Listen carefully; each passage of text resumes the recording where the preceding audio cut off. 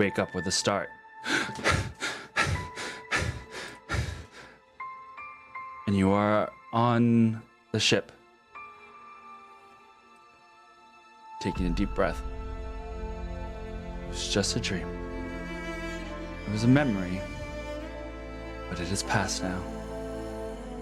Years have passed since Order 66, and still,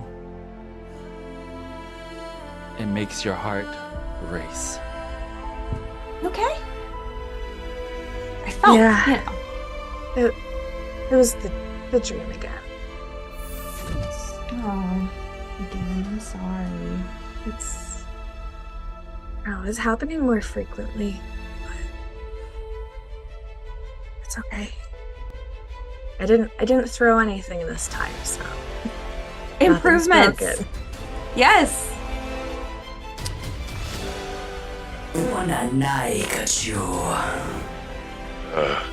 Kile Kale Rango Koka.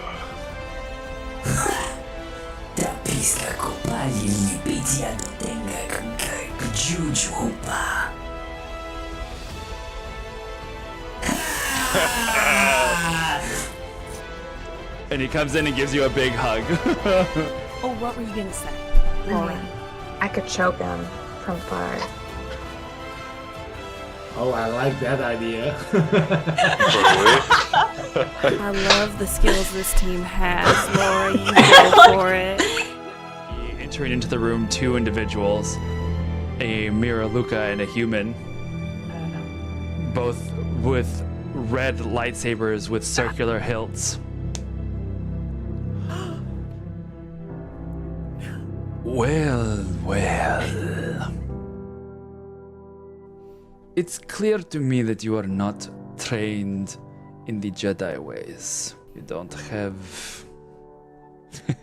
any of these skills, clearly.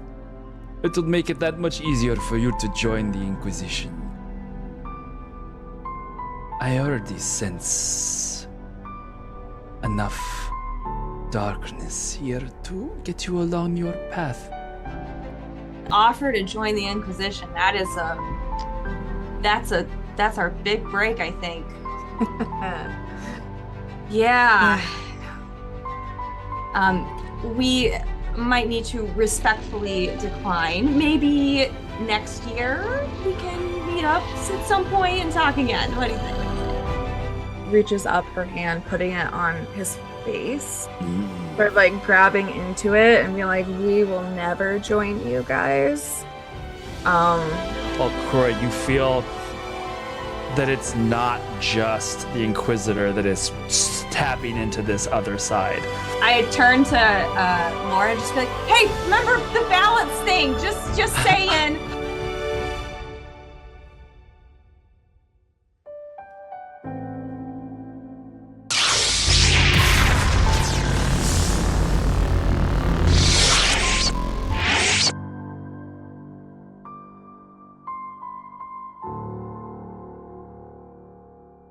Except that psych, it's today and it's happening now.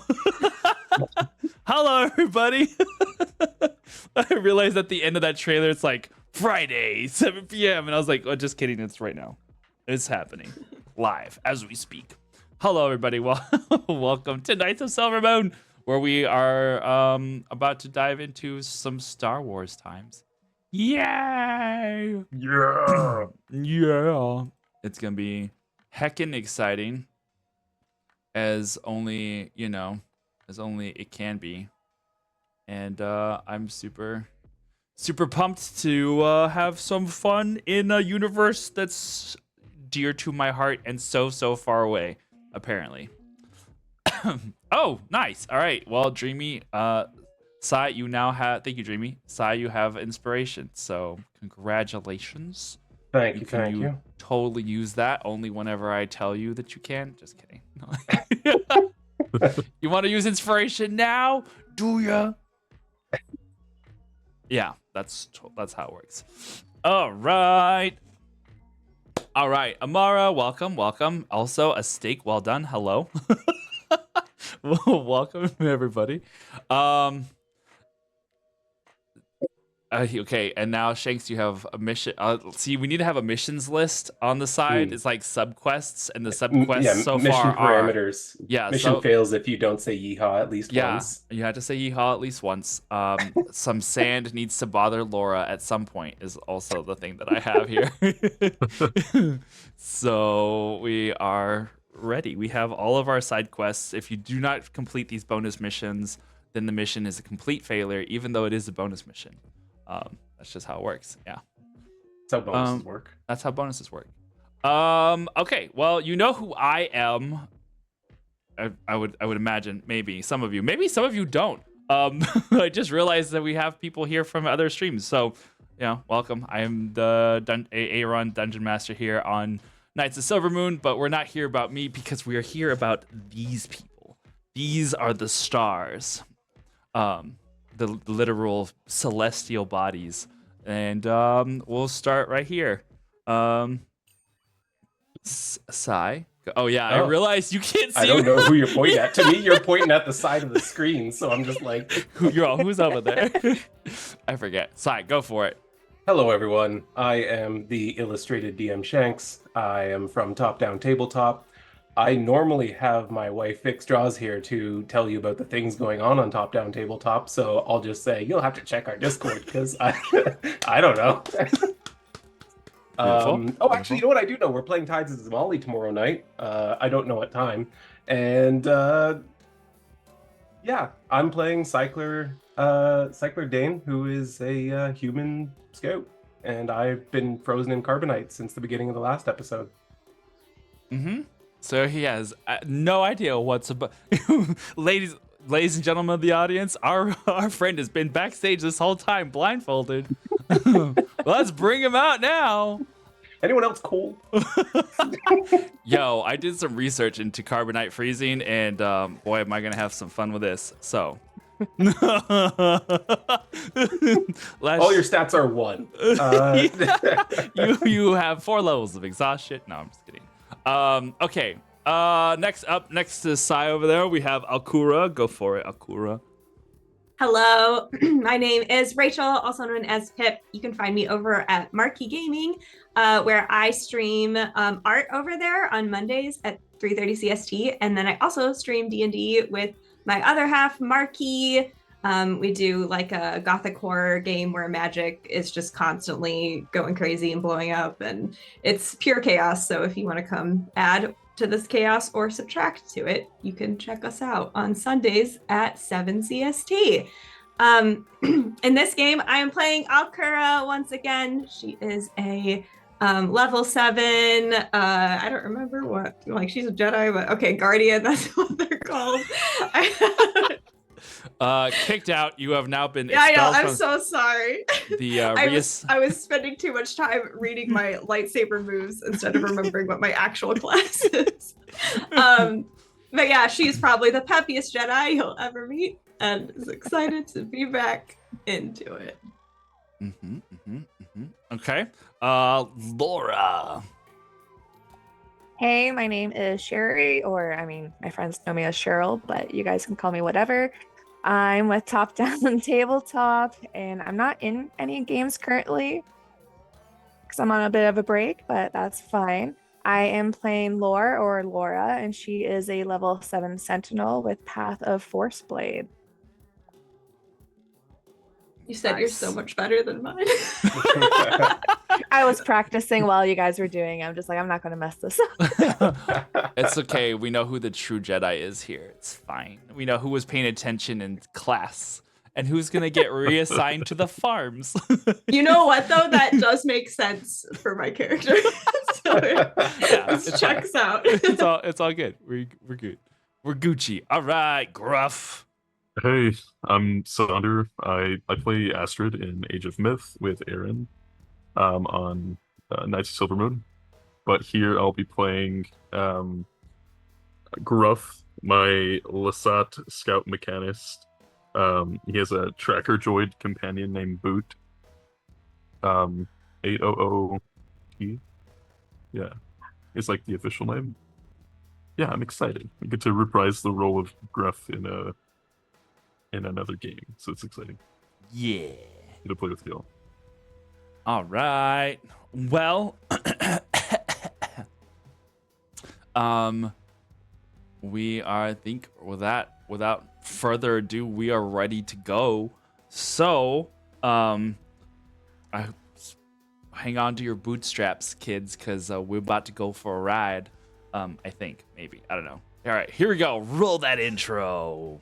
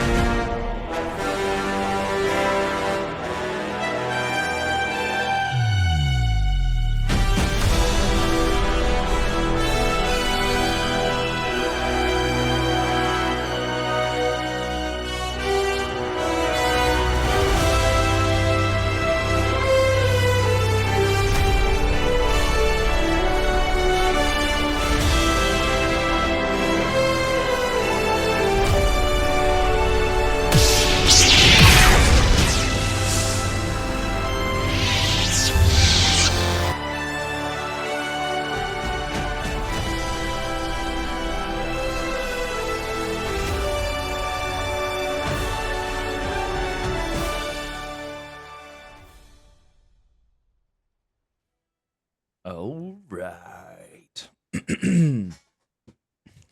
I am ready. Just kidding. I am not, but I am totally psyched. All right, let's do this. We are going to start with Alkura.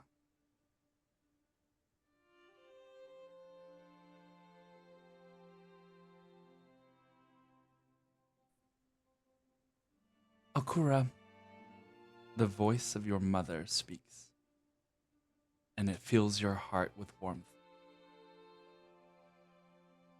You find yourself sitting by the ocean.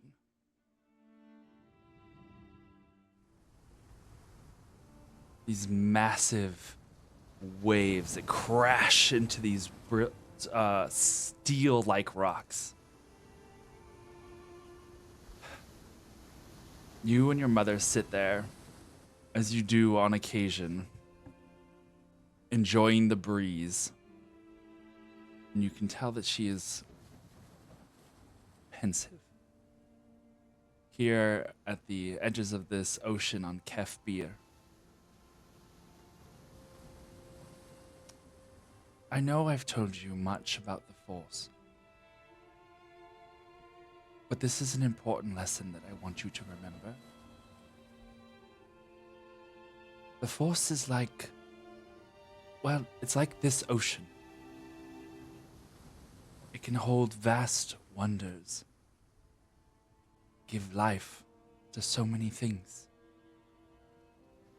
And as you look out, you see these, we'll say they're like dolphin-like creatures that are like leaping from wave to wave.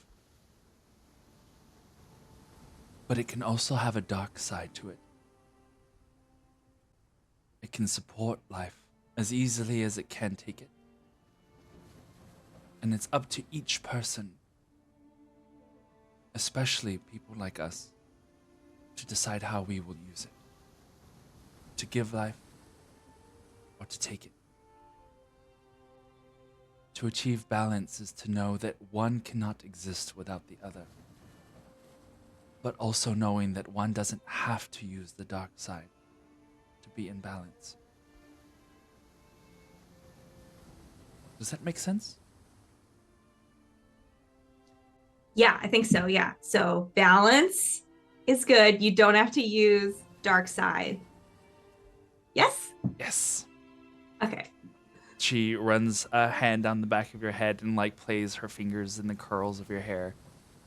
And you can sense through your Zeltron, right? Zeltron Yes. intuition, we'll say. You can sense the pride of that she has, and she looks at you. Good. And then she looks back out to the waves. And her face seems to darken a little bit. And you remember this particular memory, even though aspects of it seem to have changed. You hear a distant rumble. Thum, thum, thum. And you watch your mother look up into the sky and follow her eyes as you see, just entering the edges of the planetary atmosphere, some large triangular ships. And you feel her heart quicken. And the water seems to darken. And through the fact that there was a kind of partly cloudy sky, the sun seems to dim and darken. And your mother stands and pulls you up with her. Alkura.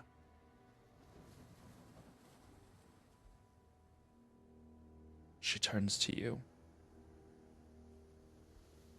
And it's not your mother's face. In fact, there is no face. It's like a shadow hangs over, clouds your vision.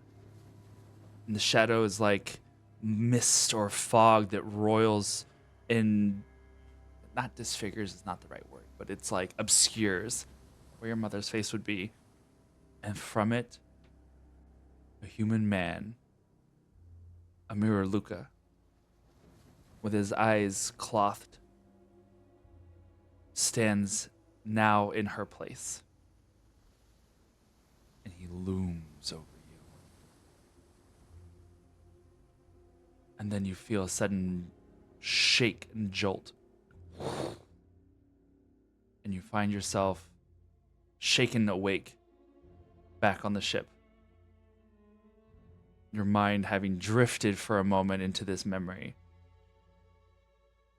And now you find yourself back on the ship again. Yeah, is really fast is the guy did he look like the guy that we encountered? Mhm. It was the exact same. Okay, I just wanted to Yeah. confirm. Now you find yourself in the ship in your quarters. You look down at your slightly torn and dirtied cantina dress and see yourself in the familiar setting, sitting and leaning on a bunk across from you.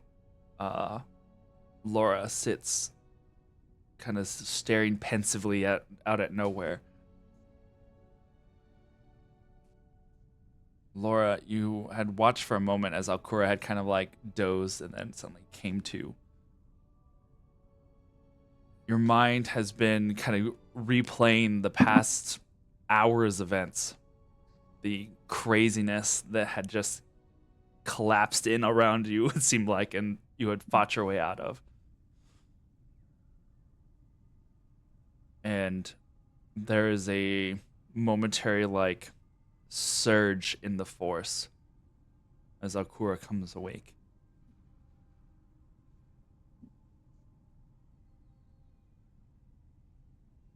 Yeah, I like set up like ah! like a little like scream almost.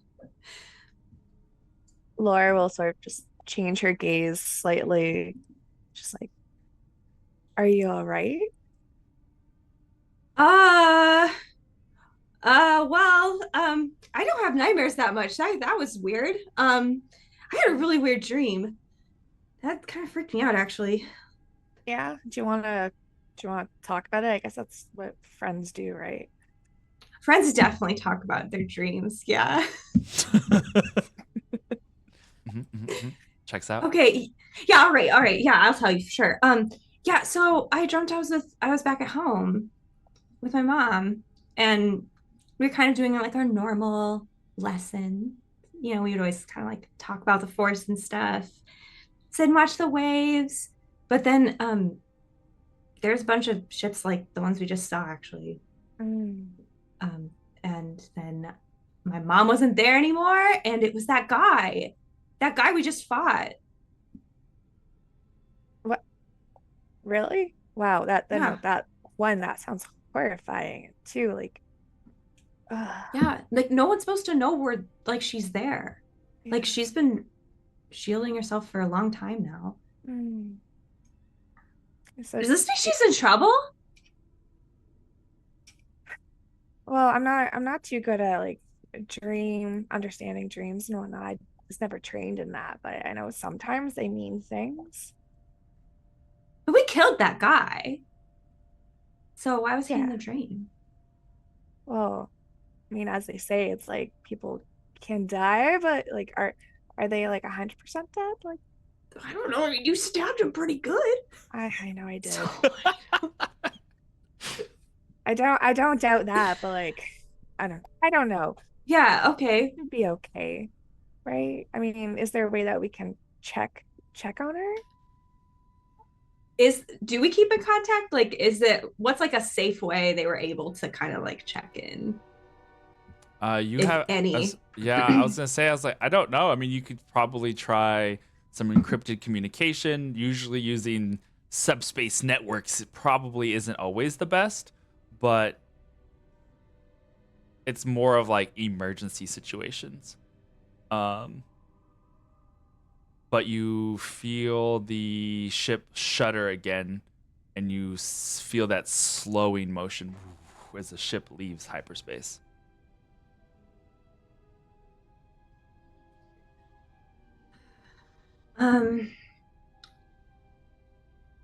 Some of the ways I can communicate with her is kind of risky. I mean, we were really secluded over there. But I'll think about it, I guess. Yeah, and I mean, we can always ask one of the guys. Maybe they know of another way. The dog keeps falling out. Oh, Sonder, it's amazing. Louis just like appears and then disappears and then appears and then disappears. It's just the great space dog, man. Don't worry about it. That needs to be clipped. That's so funny. Legends say he lurks out there in this deep depths of space. Oh my gosh. Yeah, but you're right. Maybe they have some way that I could contact her. I mean, maybe even swing by to check in. I don't know. I'm not sure. I'm just worried now. Yeah, I mean, of course, like if you have people that are special to you, that would cause me to worry. Yeah. I mean, and she's a really good Jedi too, like a really good one. So, Well, you know I have my opinions on Jedi. well, I mean, she ditched the order, so I feel like you probably would like her, to be honest. Okay, well, should we go check and see what we're up to? Like what the guys Yeah. are up to? Yeah, I'm gonna change though, because like this is like it was really cute, but it's not cute anymore. So I'm gonna change really fast. Yeah, I was surprised that you could fight wearing that. Me too. I kind of want to try it again at some point. It's like a challenge. You should try it next time. Yeah. Maybe if maybe she started just like dip out the door. She's like, to no. let her change.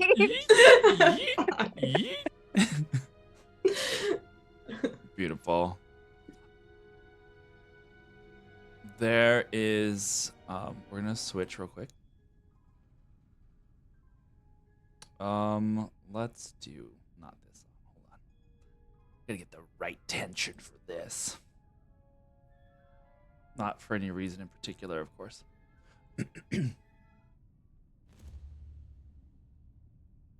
There are some who have described being frozen in carbonite as being unable to breathe for an eternity, a constant gasping for air, skin pringling on the verge of freezing and boiling.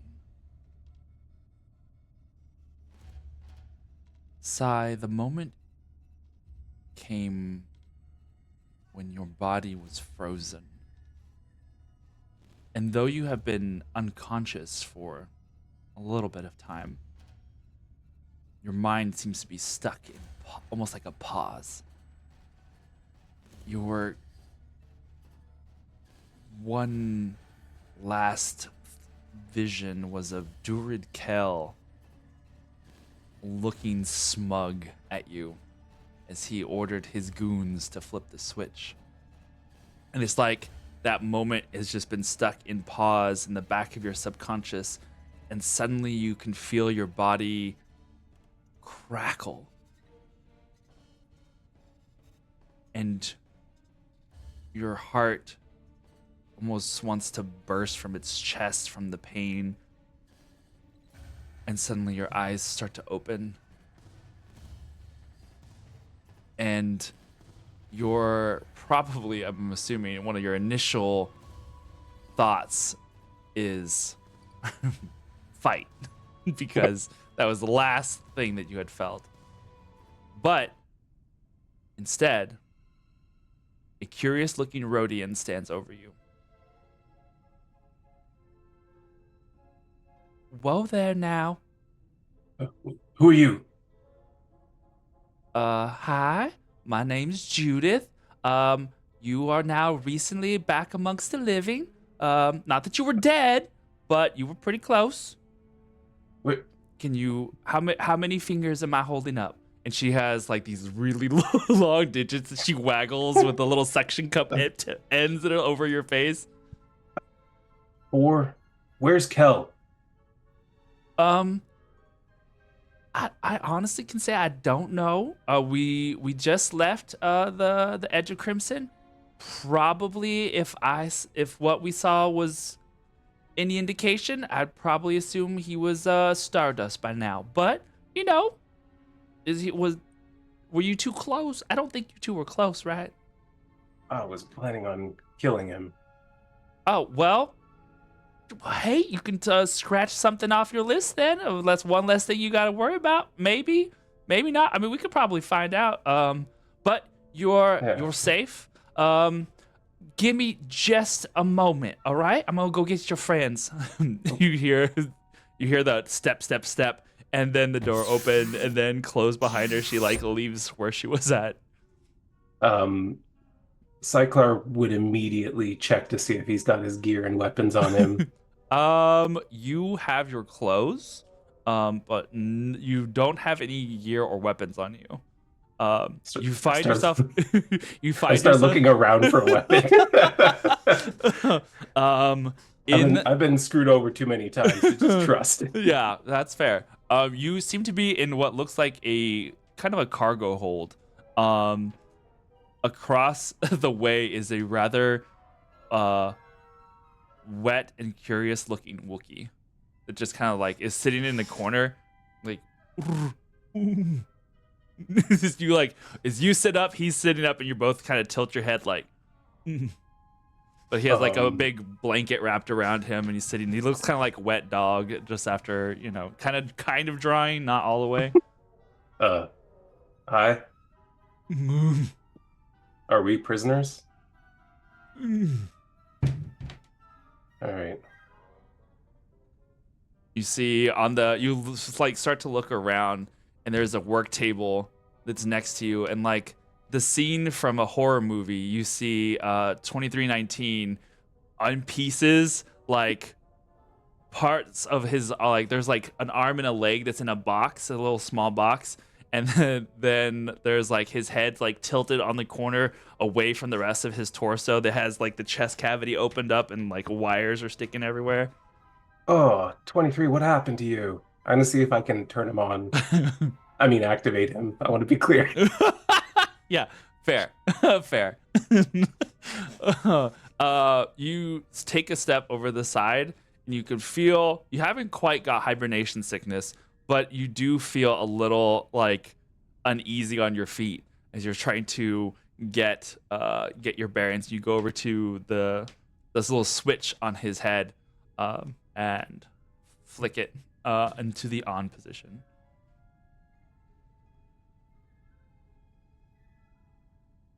Yeah, I'm gonna head over and do that. 23? Sai? Yeah. What happened? Where are we? I don't know. I just woke up here. Memories corrupted. Oh. Where Judith?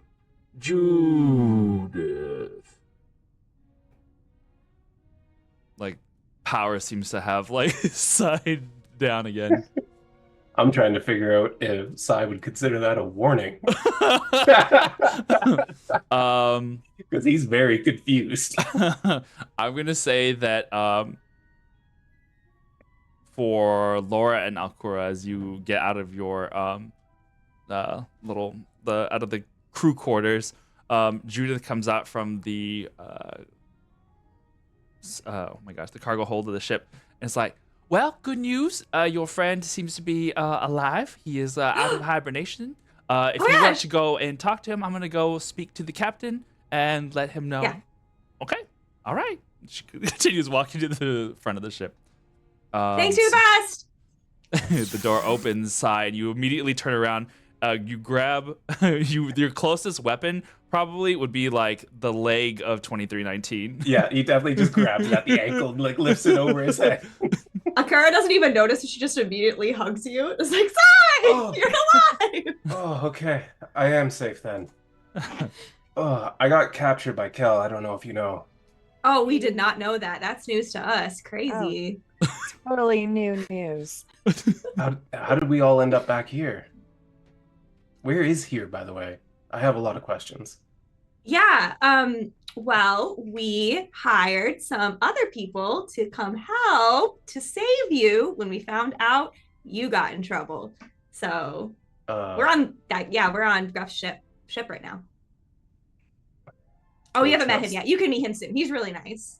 But he helped rescue you too. Yeah, he's great. I mean, I know him for like 3 days, but I mean. Well, I mean, to be fair, I knew you for about 3 days when we were impersonating librarians, so. Oh, researchers. Yes. Right. Sorry, my brain's a bit foggy from the carbonite. Yeah, so, and now we're like, great friends, so I'm sure we'll be great friends with them too. Sounds good. Where's my gear? Oh, no. Left it at Costco with your ship.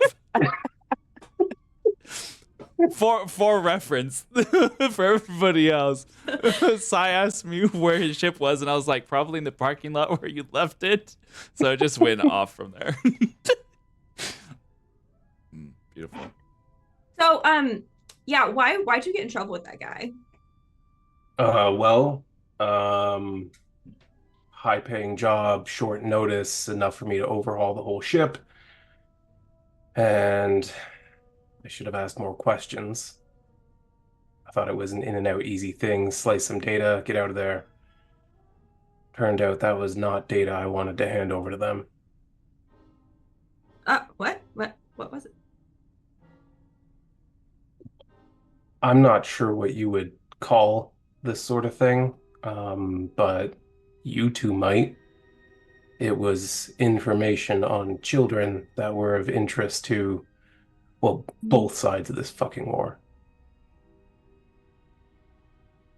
Akura, Oh. you immediately your mind goes to the data pad that you had nabbed off the lead inquisitor, and the Does that sound the same, or does it sound like it's just Mhm. kind of almost an addition to? No, it sounds about the same.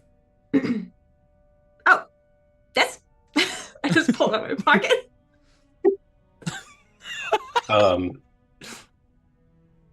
Now, correct me if I'm wrong. This is like a readout of that data. It's not like their copy of the data. It is a data pad that has, when you're looking at it, it has like lists of names, planetary locations, all the same data that you had sliced from the ship. Right, but my point is like it's a copy. It's not like their hard copy that the criminals have. You don't know. I don't know. Okay, Yeah. fair enough. Yeah, that looks like it. Where did you find that? Do you want to tell it, Laura, or do you want me to? Oh, I mean, you can. You're so much better at telling stories, like Oh. your dream. Like, come on. Oh yeah, thanks. Well, first of all, I sang a song at a cantina, so I did pretty good. So that was to save you. I'm sorry, I missed that. That sounds like it was a I wish we would have grabbed like a fun rescue recording or mission. something. Yeah. Oh, that would have been smart. Yeah, dang Sorry. it. Oh, that's okay. I didn't think of anything. But anyway, so we were doing that. And that was to distract the guy that captured you or whatever. And then, I was trying to like be like this really cool cantina singer. So I was doing a little like tappy tappy on like some shoulders. Touched a guy's shoulder, and we both felt the force from each other. Turns out he was an inquisitor with his master. And so then, as we were kind of trying to like come rescue you, they confronted us and we fought them, and they're dead now. And we took their stuff, which is this. Okay, great story. I'm Thanks. a little ticked off that I never get the fun missions. We've had But fun missions. We've had fun, that's true. But I Yeah. don't know. I always get the dirty jobs. I guess. Here's what I'm hearing. They took that data from me, and the Empire was on that ship. And those Empire thugs aren't checking in anymore. And they know there's a high value target. Yeah, also like a bunch of the inquisitors like came, like the Empire, and then they let us go. So that's also questionable and suspicious. They let you go because they want the data pad. They didn't want to risk destroying it. Oh, is that why? I wasn't sure why they did that. It sounds like it. That makes sense. I guess that would make sense. I never had to deal with this before, you guys. I just was like hanging out with my mom most of the time. And then we just did like normal mercenary missions. Yeah, well, I tried So- to steer you away from the Empire because of, Yeah. the whole Inquisition thing. Yeah, that's definitely troublesome. But my bread and butter's been taking out their officers, Oh, really? usually from long distance. Yeah. Oh, I'm sorry you don't have your stuff. Yeah, me too. I don't have my ship. I don't have my guns. My droid is in pieces. Yeah. I guess I don't have anyone to blame for it but myself, but Well, I mean, it looks like you did the right thing, though. Yeah. do we know if they made a copy? I don't know, because they were doing a whole like deal with what's that guy that captured you? What's his name?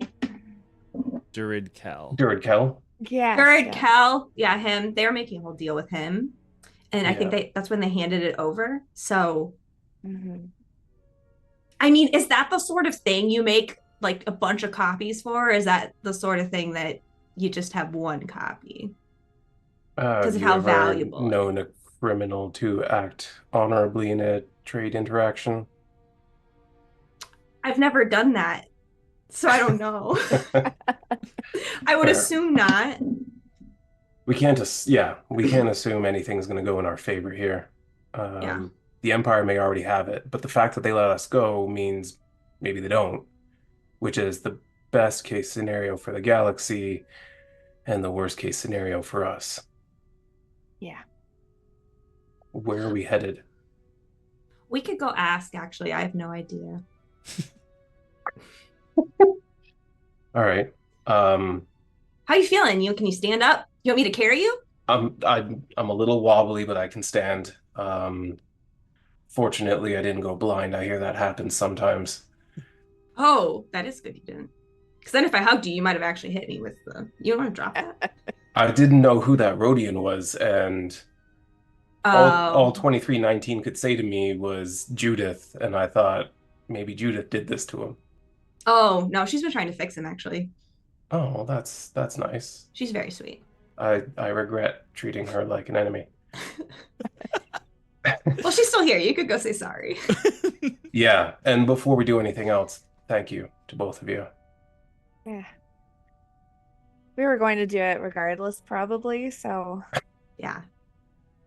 Lord, it's so great, too. I'm glad it worked out to be a convenience then.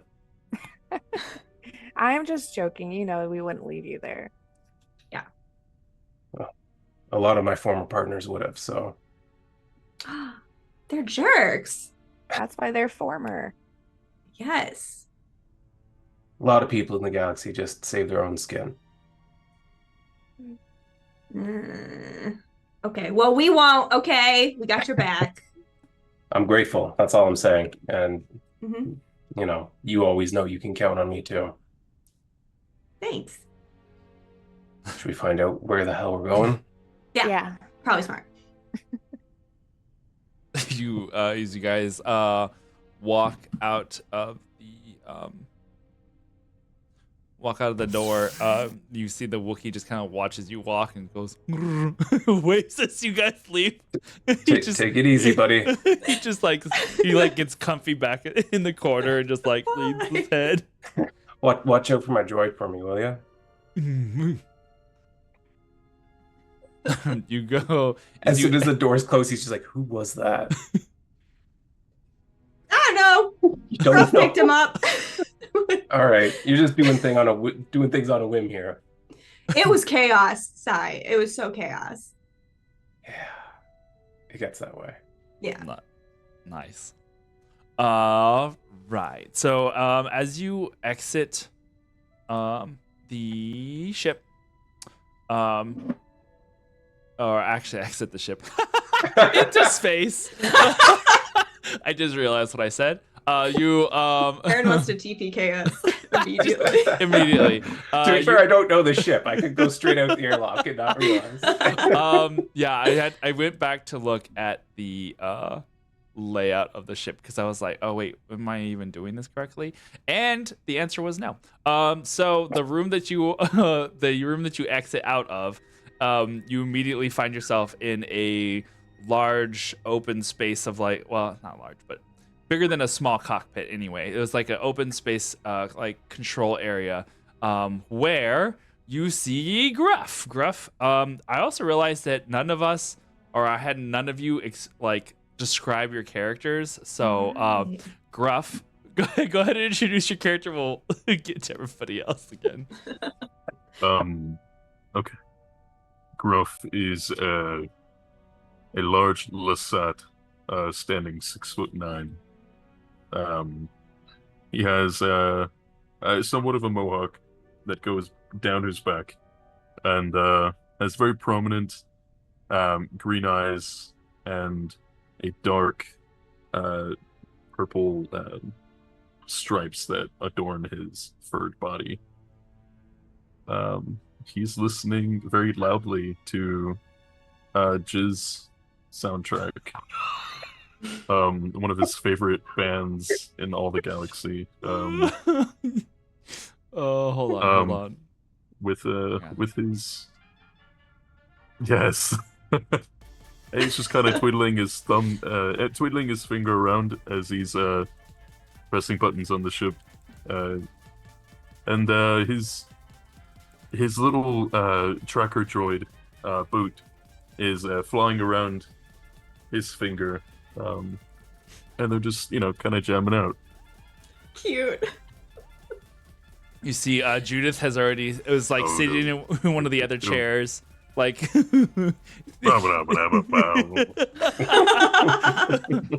she spins the chair back around. Oh, Captain, it looks like our passenger friend is here to visit. Aye. He'll stand up. Good to meet you. I'm Gruff. Salzar. The House Salzar. Cyclark moves forward from the door. A human man, Caucasian, kind of dirty blonde hair, a stubbly beard, wearing like a sort of like an open green kind of tunic thing with black adornments, black pants, several weapons belts around his waist, which apparently are empty. Aaron.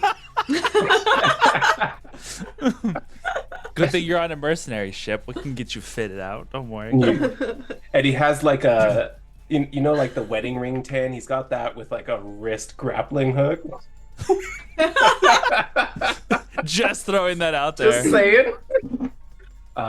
Yeah, he walks forward and like clasps Gruff at the wrist.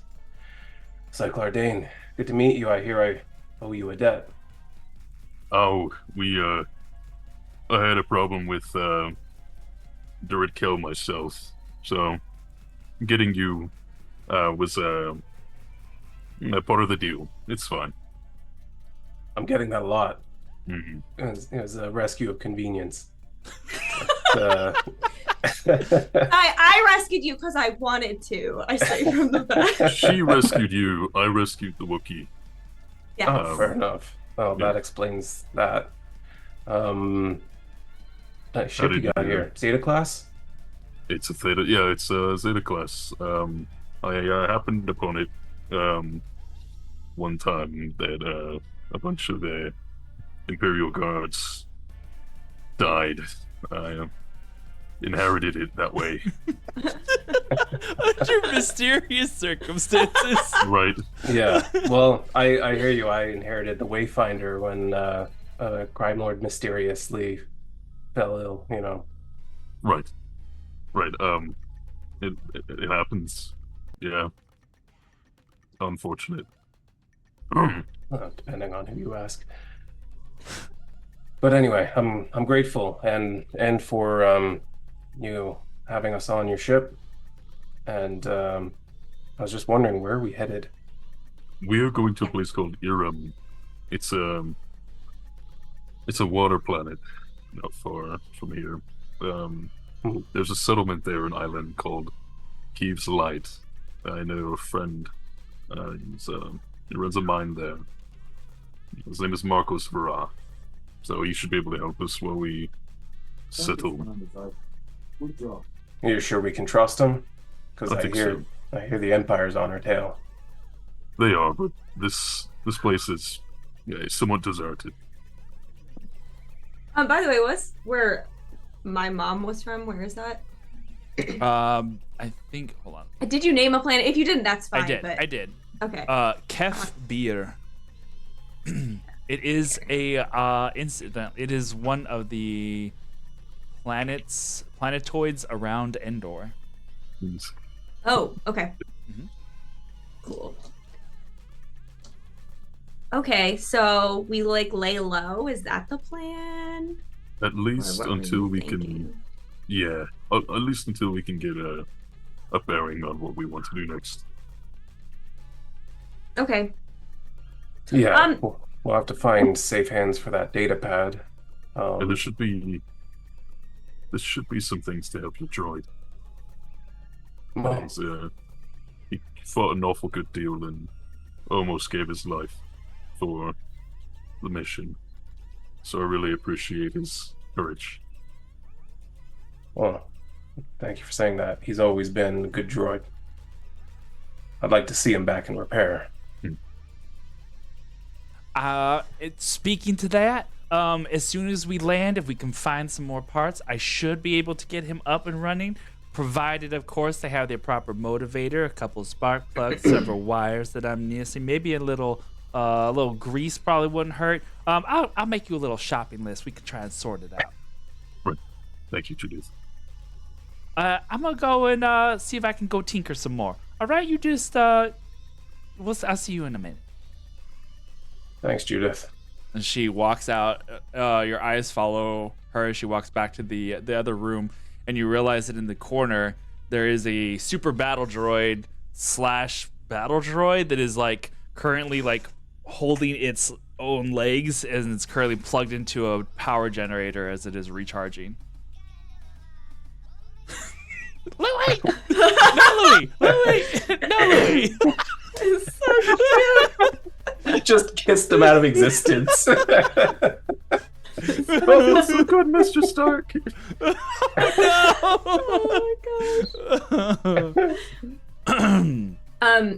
Oh, should we describe our characters really fast Sure, too? go for it. Okay.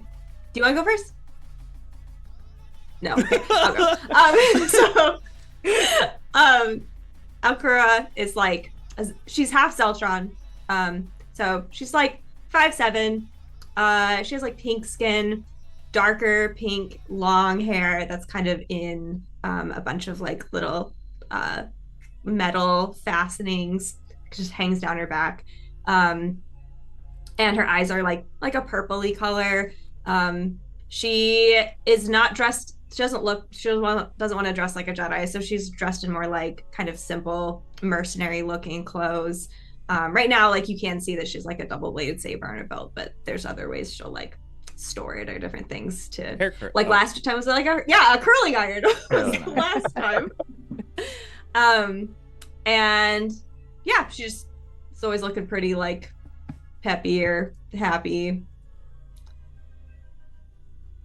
And so yeah, Lore, she looks sort of like a standard Jedi, but not fully like Jedi garb. It's sort of like a mix between normal clothing and what could be considered Jedi clothing, and it's sort of like a darker gray color. She's got a belt around her that has 2 sabers on it, but a cloak that she usually keeps like wrapped around her, and her hair is in a ponytail, but like part of it's shaved off and like some braids that go back. Yeah, and she's sort of on the smaller side, so she doesn't look too much like a threat, but no, she is. I was gonna say, as you're standing here and you see that there is this blue and green world that is slowly approaching you guys as you are sublighting it over to this particular planet. There is, for Laura, you get a feeling, something tickling at the back of your mind.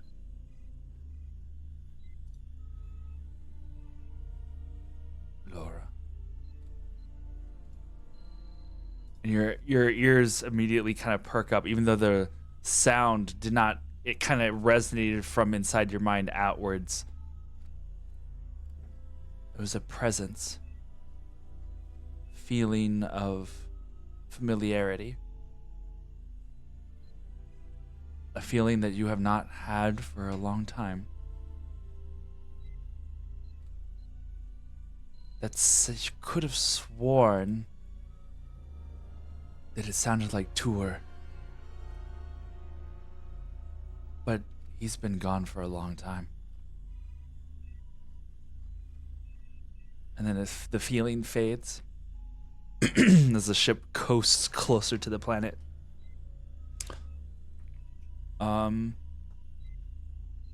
If you want, is there anything else you guys are wanting to talk about or do, or should we get to planet side? I think we can get planet side.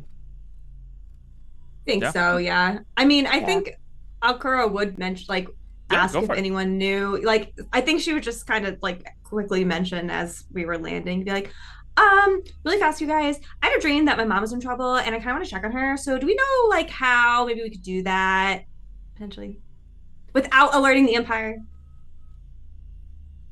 I Our think unit once- has like cool hacker skills. I do have cool hacker skills. You do? I do. Oh, I guess you do. That's why we. I can probably You just do a lot, so. I could probably tap into the telecoms there in Keeps Light and see if we can get a message out. Yeah. Encrypted. For your sake. Yes. Yes. Alright. Please. Thank you. All right. Nice. So as the ship flies by, continuing on its way down to the planet side, we will change the vibe just a wee bit.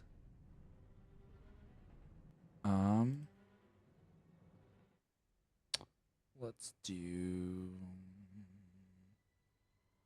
this one's fine. Actually, this one. Okay. This planet, as you guys are flying down, Irem is mostly an ocean world, but there are some smaller continents and a mass sprinkling of islands that kind of cover a good majority of this planet. And as you are flying through, you can see that there are some. There does seem to be at least one, kind of like a capital city on a larger. Well, I'll say it's like half the size of Australia, just like a larger island, and that's like seems like it's the largest landmass amongst a bunch of other smaller mountainous islands that are spread out everywhere. And you guys zoom past that one and out towards the what seems like the outskirts of these island chains, and you find a small, like, it almost looks like a sandy, rocky mountain island that has these large crashing waves, and your ship begins to descend and come in for a landing. Don't I have?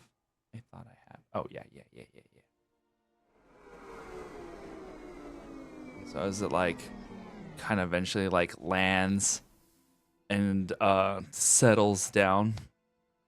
You guys see outside of the cockpit a little.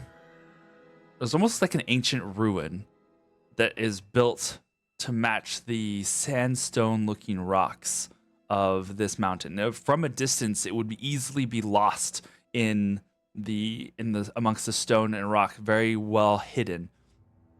But a very small place, it looks almost gives you like Western town vibes, but with a couple of larger buildings instead of like the wood shacks spread in a line. And if you want, I can show you this little small town in a very hopefully quasi-cinematic. Now, granted, you're gonna have to bear with me because the ship that you guys have is going to be recognizable as not that, but that's fine. So we're just gonna pretend that this tank is about the right size. Let me remove as we look out across at the town. Hello, everyone. This is your captain speaking. We are arriving in Keeps Light now. Thank you for riding Canopus Wing with me. There we go. We'll be arriving shortly. It's so professional. Yeah. All I right. always just said we're here. All right. So there's your little village. Okay. Well, there you go. I'm gonna set this back down. Because what is a Knights of Silver Moon stream without a ridiculous map for no apparent reason whatsoever? Not at all. Okay. I'm sure nothing bad's going to happen just because be fine Aaron here. spent 3 days building a map. Nope. It's a map. It's a map. It's a map. Okay. We're here. Get out of the ship. All right. He doesn't even say anything. He's just outside the hatching. Are you coming? Yeah. You didn't even tell us where you landed. Is there air? You don't know. Oh my god, I love it. Okay. Set up. Gruff, you got any weapons I can borrow for the time being? You can take it. We're gonna Please do. say yes, and we'll get most of your stuff minus the grappling hook at the moment, but we'll get you your guns. He's got a stash. All right. He's going to fiddle around with his waist belt, and he pulls out a vibro dagger. You can have this for now, but there's also a bunch of stuff in the cargo section if you want to take a look. Oh, thanks. I will go take a look. And he goes back there and, just happens to find some heavy blaster pistols that, just the right size and power for him. Yeah, perfect. They fit right in the holsters that he already had on his belt. Yeah, magic All right, items yeah. that just magically fit to your body. That's how that works in Space World. Okay. As you land, there are a few people that kind of poke their heads out of some of the buildings, just kind of see. You can see that they maybe don't get a whole lot of visitors very often, but there is a one individual that is walking up to you guys currently, and you see he has a hand on a blaster at his hip. It's a tall, kind of greenish blue Nautilin. Do you guys know what Nautilins are? I believe so. It's like Okay. Admiral Akbar, right? No, those are the Mon Calamari. Oh, that's right. Yeah. They have the long things. Oh my gosh, I cannot believe They look like my Padawan's gonna kick my butt for this. It is one of the Jedi Masters. There's a Jedi that is Squid Head. Yes, exactly, Squid Head, guys. Kit Fisto. Thank you. Kit Fisto. Okay. Sorry, Chelsea. I'm sorry. I have failed the Jedi lore. Kit Fisto is Nautilin. So you see this bluish green Nautilin that is approaching. He's kind of got he has a hat that looks like Cad Bane, is that very like wide brim, shallow hat, very Western style. And as he is approaching you guys. Can I help you? I don't know. Can you? Is it Marcus? Do I recognize this as Marcus, bro?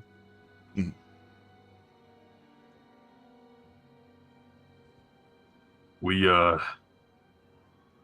need a place to stay, Marcus, and I'm hoping you can help us. What in the stars? Gruff, what are you doing out here? And this is a little Like I said, it's a little outside of your territory, isn't it? we ventured a little too far outside of our territories. If you catch my drift. You're not bringing trouble this way, are you? No, not at all. We Oh, jumped. hell, why not? This is boring as hell out here. He Well, you might walks, get some trouble from some of these here folk.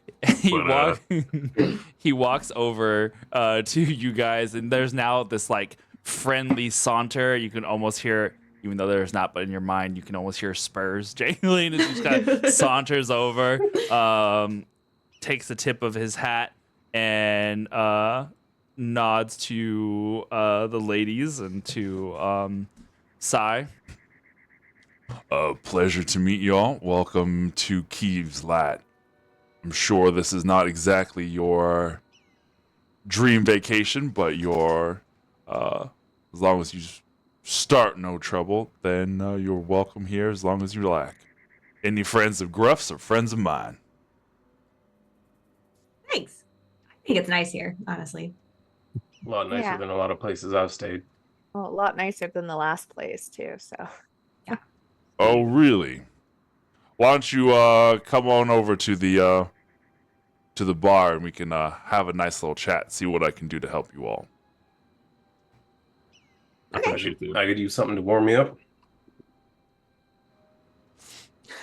Just like shivering from the carbonite. He's really trying not to. Whenever nobody's looking, he's like, Beautiful. All right. As you guys walk through the town, I'm just gonna move I'm not gonna like move the camera every single time, but just for the funsies of it, do it now. Because why the heck not? That's what this is for, right? Yeah. There we go.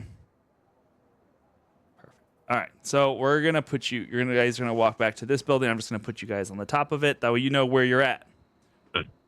Looks awesome. Oh, it's so Okay. fun. yeah. Okay. There we go. All right.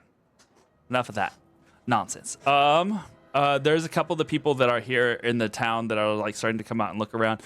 You see that there is a large building that's in front of you that kind of looks like a refinery of some sort, or you can see a bunch of pipes and tubes that run through it. Anybody have proficiencies in tech skills? Well, you know about this place. Right. But yeah, go for it. I mean, still. If there's anyone else that wants to do it too, but I don't have those skills. me Yeah, either. me neither. No worries. I always hire tech people.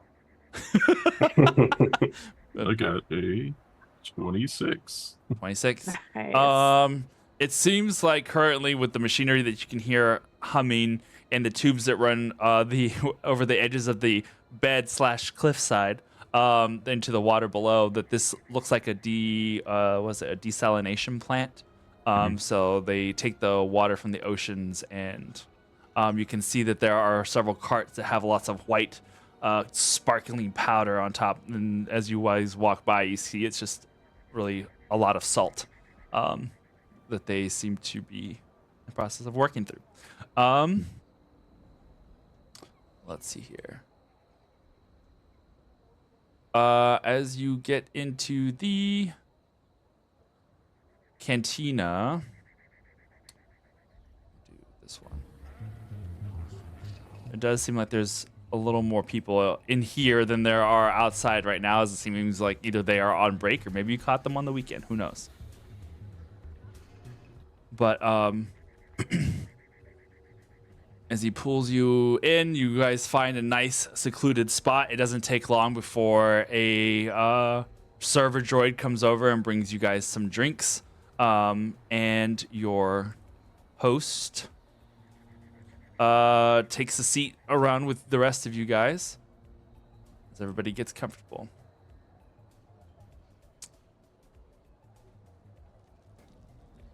All right, so what can I do for you? Well, we're looking for safe hands for something the Empire might want. Oh, Imperial business. More like anti-Imperial business. Oh, now we're talking. Well, any enemy of the Empire is a friend of mine. Bye. He raises his glass. Well, it's a pleasure meeting more friends then. Can't say we have a lot of love for the Empire here on Aram. But sometimes, at least in the capital city, you best be careful. But here in Keeveslight, you're in safe hands. Can't help but notice how far your anti-Empire friends seem to be involved. and he seems to be looking up and down at Alkura and Laura. His eyes kind of drifting to the dangling metallic objects at your side, unless you have them hidden. I think Laura would have hers hidden. His. Mm-hmm. Yeah. All right. At least like behind like an outer covering type of thing or something. So then he's just kind of giving you the eye then. My name's Alkura. Hi. Nice to meet you. You can just call me Marcos. My apologies. This is Okura, Laura, and Cycler. And then Judy's still on the ship. But, Oh, Judith? Judy. Judith is here? She is here, yeah. Shoot. Oh, She'll come down in a bit, and you can say hi to her. well, I'll have to go make sure that we get reacquainted. So, about this information that you want to... Are you wanting to get rid of it, or are you trying to pass it on to the appropriate hands? I'm not Is- entirely sure I know what the appropriate hands are. That was my question. Yes. Same. All right. This is why we work so well together, Alkura. Yeah. Well, I'm but a humble salt miner, so can't say that I'm that well connected, but me and Gruff have some contacts that we could try and reach out to, given some time.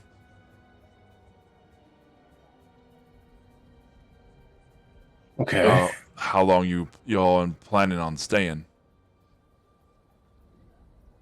I don't know. I mean, do you think that is it one of those things if like okay, never been in this situation before. If the Empire's after you and might be following you, how safe is this place to stay before we need to like go somewhere else?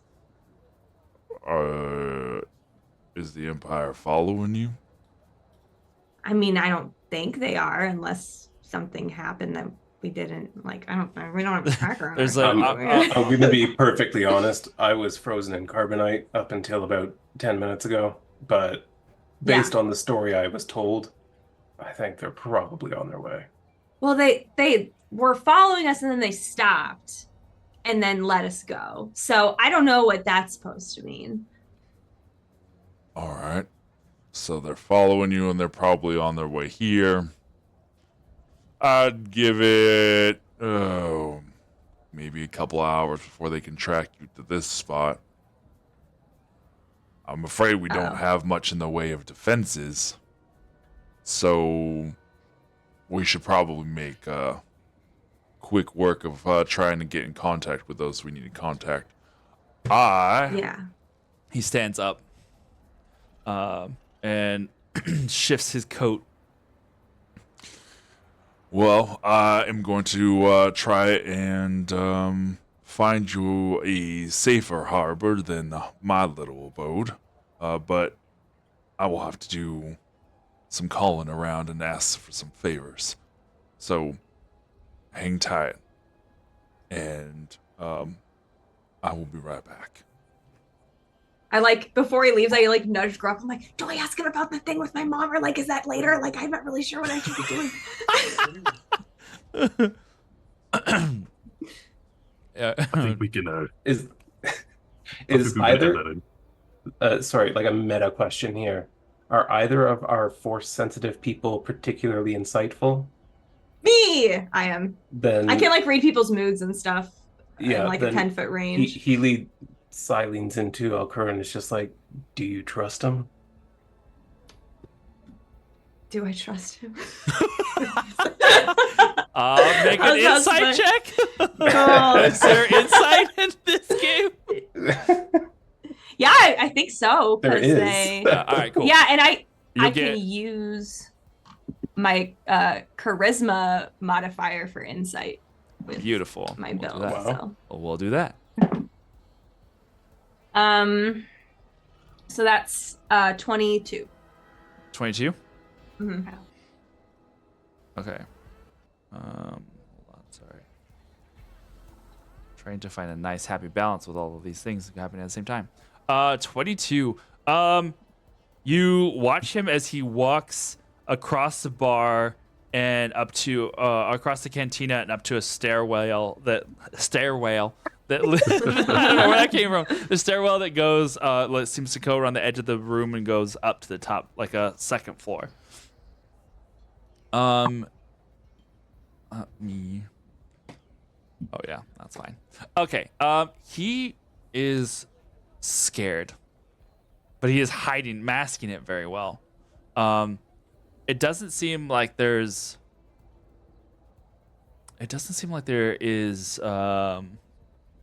negative, like a bad intentions with him, but you can tell that he is masking a worry as Okay. he's like going up. Yeah, Is it so- kind of? I'm assuming it's kind of like the where you can read surface thoughts in D&D. I'm assuming that's kind of what the spell, the ability is kind of like. Here.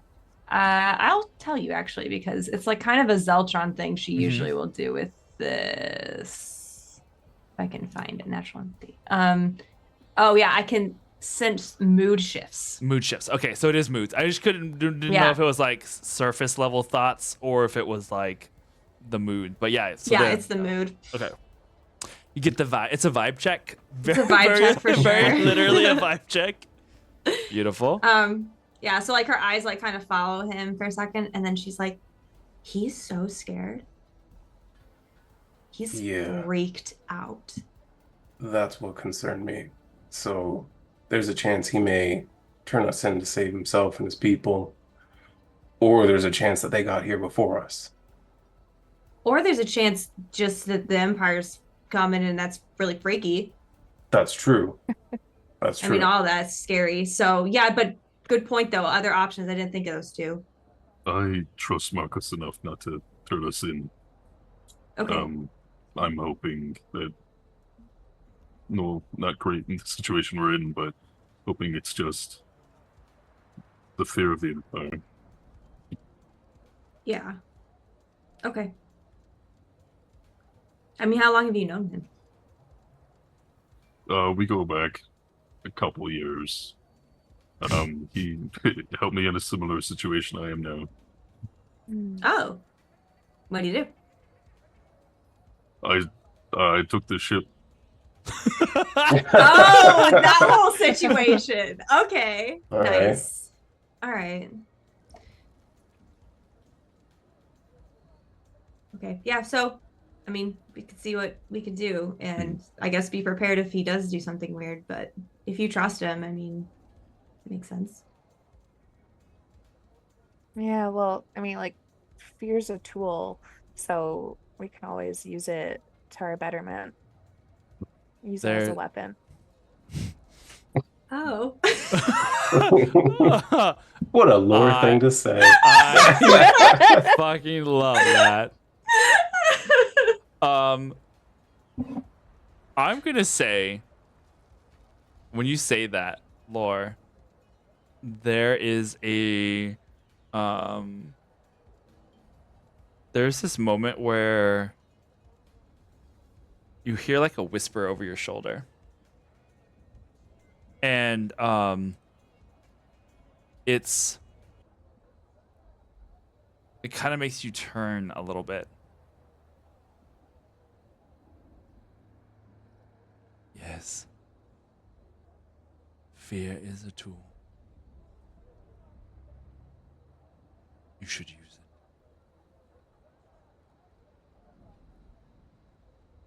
it. It is important to what we have to do. What you have to do, Lord. There's almost like shadow that seems to grow darker in the corner wherever you're looking. And then like a cloud that moves past the shadow like lightens and becomes regular again.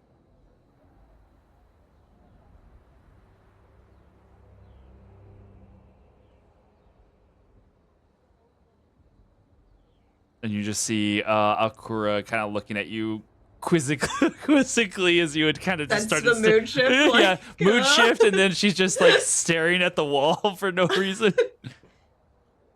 What? Poke. No, it's nothing. My head's a little off. Are you dehydrated? What is this like? Pushes the glass of water over. No, I mean, it's just like you woke up with that dream this morning. Feels like there's Yeah. been a shift in the force. Oh. I can't explain in the open right here. If that makes sense. Okay. Like same feeling?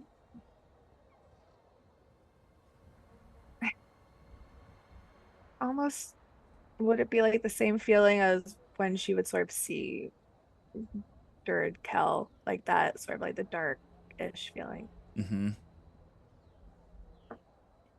Sort of the same feeling at the end. Okay, that's weird.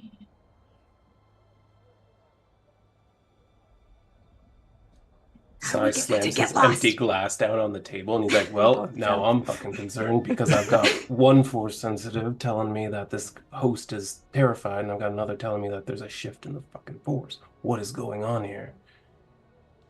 I don't know, but it's really weird. And it's freaking me out a little bit. Maybe we should just go. Where? I don't know. But I got a bad feeling about this. We don't. Just He had to So at least ready. one.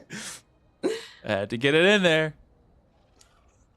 okay, but if we go first, I want to see if I can contact my mom. I'm super worried. And then Is she on? Right. Okay. Yeah. Okay. Yeah. Let's. Just like really quick. You see coming down the stairs. Marcus returns. All right. Called in some favors. Is there anything that you all need before you leave? You got Probably any just- weapons? Got some. We are well enough outside of the Empire to rely on their protection, but usually we don't get too many gangsters bothering us. It's just salt, so salt and water. We kind of just take care of the planet. Or our planet. We kind of take care of our planet. Fair enough. My friend here wants to make a call. Is this like a call or like a call? Call. Yeah. All right, yeah. Well, I guess follow me then. I'll take you upstairs. Okay, thanks. Mantra, will you get these people whatever they need? He hollers at somebody on the other side of the bar, and you see this human old man that just goes, just kind of like goes to like the back office. And Marcos is like, come on, and takes you to the same stairwell he just came down from. Like, As that's happening, Sai is going to very slowly, very kind of subtly, just kind of slides out of his seat, puts one hand on Laura's shoulder, and just says, "Be careful." And then he follows them at a distance up the stairs. Okay. And if you need me to make a stealth roll, I can do that. Do go for it. stealthy.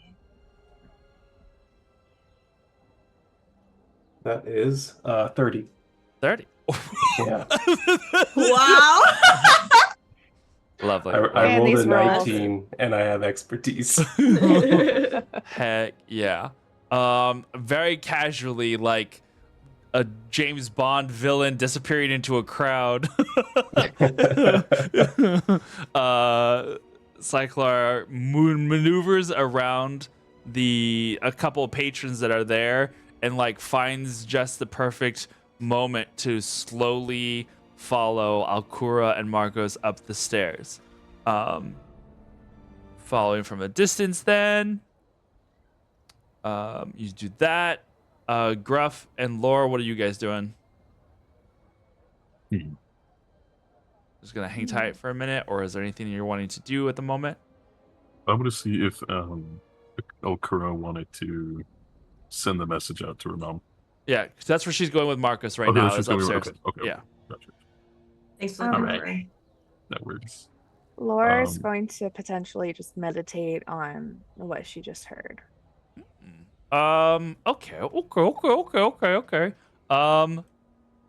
Then I have. Let's see here. What is? Ruff is going to meditate on a glass of whiskey. Delicious. And who Beautiful. could blame you? Is it Corellian? Oh, Let's do for lore. We'll do a oh gosh, wisdom. Was wisdom your primary stat, right? Or is Yeah. it intelligence? Wisdom. Okay. We'll just do are you wanting to meditate just like on anything particular, or just like kind of clearing your mind sort of situation? Trying to understand, I guess, where this sort of dark sense came from. Okay. Sweet. Do an insight check then. Insight on myself. That is a 27, 19 plus 8, right? 27. All right. Oh, you guys with your high rolls. Yeah, Lord have we've mercy. done well so far. We're just going to fail the rest of the time. It's okay. Combat's gonna start and we'll be screwed. Mm-hmm. I'm all, mm-hmm. Okay. As you were doing that, Alcura, you are gonna go upstairs, and so many tabs. Where am I? Here we are. You go up to a small room, and here in this room, you can see a big computer panel. It's definitely like a comms array, but it's got some adjustments made to it. All right, so let me see here. I need you to just put in whoever you're needing to contact, and I will leave you to your space. I'm not gonna intrude, but just know that you're probably not gonna get a whole lot of message time, because to keep this working without the Empire hearing it, just short bursts. So make it quick. So make it count. All right. Okay. Yeah. All right. Thank you. He goes and steps out of the door, and you find yourself alone in this little. It almost looks like a storage closet. It's just a storage closet, like Oh, yeah. with it's a small room, but it's got the setup in it, and you feel your hands kind of just shake a little bit before you like shake the nerves out. Yeah. What? I'm definitely nervous. I don't think I've ever had like a dream where she's been in trouble or like anything like that before. So it's definitely kind of freaking her out. And then she's kind of like, okay, all right, it's fine, it's fine. And then she'll kind of type in the destination and like, Mhm. I guess. Yeah. Are you Or- Are you wanting to try? I'm assuming your mom has like a personal comms unit, probably, or are you trying to just, or yeah. going for more like your home? I'd try her comms unit if I felt like it was safe enough. Or Could be. trying my thinking Yeah. at least it kind of is. It's like Yeah. if I felt like it's not like the stupidest thing in the world. Right. I would, I mean, this is completely up to you. So yeah. So yeah, I would try her her comms first. Her I comms think. unit? Perfect. Yeah.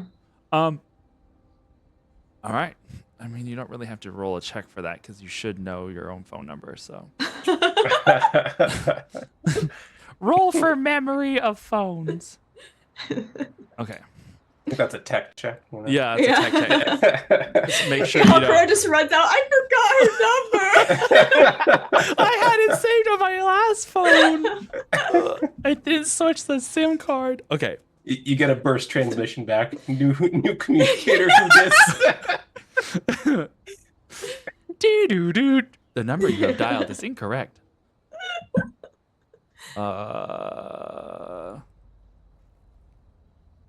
It rings. It rings. And it rings. Uh-oh. And it rings again. And your heart, with every ring,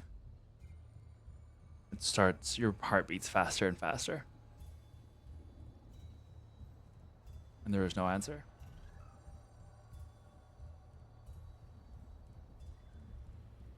Not good. You remember your mother's words of when your emotions started to bubble up. How to center yourself. Do you try and center yourself? For sure. My mom is a good teacher. Yeah, for sure. Roll a we'll just say a straight charisma check for this. Straight charisma. Okay. Yeah.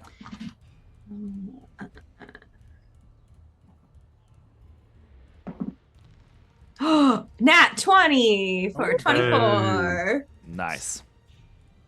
You close your eyes. Take a deep breath. Calm your heart that seems to be racing to get out of your chest. And you reach out with the force instead. There is almost like a surge of energy outwards.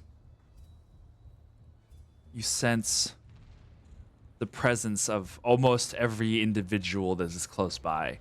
Just like minor glowing embers within the force, the presence, their life essence.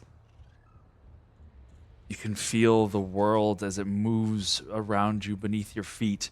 You're really trying to ground yourself in the moment, not to let the emotions overwhelm you. And then you sense from somewhere below just the hint of a presence, a whisper of the dark side. Not enough to be a full person.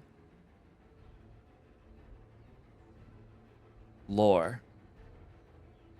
You had focused inwards, trying to ascertain where this sensation was. You watch Sai creep up the stairs. You see Gruff next to you taking a big gulp of gulp / sip. Sip for him, gulp for most most other humanoids of his whiskey. You close your eyes, and there is a little bit of that inner voice that you are like looking within yourself. And your mind kind of races to a bunch of different visuals of your life over the past decade. And you find within it a point where one of your previous masters gosh, I had to keep jumping back and forth between pages over here. One of your previous masters, Tur-Ka, and his teaching of you before you were separated. he is the one who kind of taught you in this different point of view than the most the Jedi Order would have. And there is a recognition of one of the voices you had heard earlier. Someone who had called to you. A presence that you had not felt in a long time. And you realize that, no, that you indeed, he was reaching out. And as you, there is a part of you that feels a little bit of an elation, a little bit of a happiness, a familiar presence. There is also within that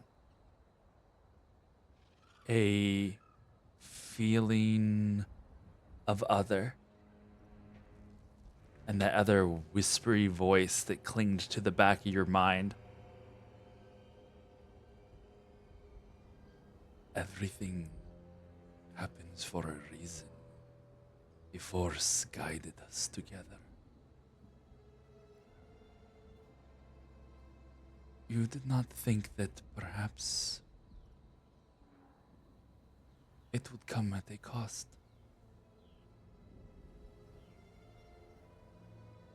There is a shiver that runs down your spine. You remember the voice of the Inquisitor. And your mind goes to the moment where you clutched at his face and you absorbed his life essence. You remember watching the skin peel from his face as it seemed to dry and wither and become husk-like. Just as he had done to you. Do you ever feel that sensation of like nerves and guilt? It's almost like when you're a kid and you broke the plate and you know that your mom's gonna find out and you just feel your stomach tightening. There is that sensation. You have done so well with keeping a balance. This was something unlike anything that you had been forced to do before. And as you're processing this, that voice grows in the back of your mind again. Do not be afraid. I can guide you on your path. You have a bright, bright future. And the same moment, this kind of roiling, bubbling. It's almost like if you had a visualization for it, it's like dry ice, where it kind of just like waves like this. You can feel it, but this is black, inky smoke instead that just kind of feels like it's roiling beneath you, inside of you, in the back of your mind. Do you try and push it back, or do you just let it sit and see what happens? She pushes it back. Like a hand through Try. smoke, your hand falls through it and it stays. You push again and again and again.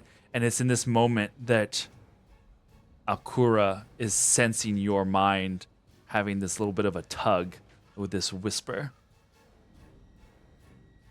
And you shake it off. Shake your head. And it kind of dissipates the smoke, like a hand over it, just kind of like whoosh, and dissipates for a second. But it's gone, but it's there just below the surface. You know that if you reached for it, it would be there. You try to focus your mind elsewhere. Alkura, as you felt that momentary whisper of a dark side presence, and it kind of like suddenly dissipates. It distracts you for a moment, but only for that moment as your senses go outwards, trying to find some sort of reassurance. And instead you find within yourself more of your mother's teachings. It's things that she would teach you just on the daily. It's not even like a lesson thing. It's just simple little phrases where you have to calm. There is the Force, and it is here to guide you. And it will be your strength when you need it most. And something within that tells you to trust. Siler, you're walking up the stairs. And as you go up the stairs, you see Marcos there standing outside the doorway, tapping like his foot, leaning against the wall, and almost like casually biting his nail in worry.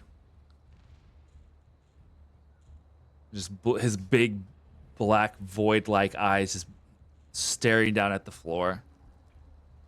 And then you hear a little comms unit going off on his person. And he reaches for it. Yes. You hear The voice on the other side. Where's my... Boss, there's a ship coming in.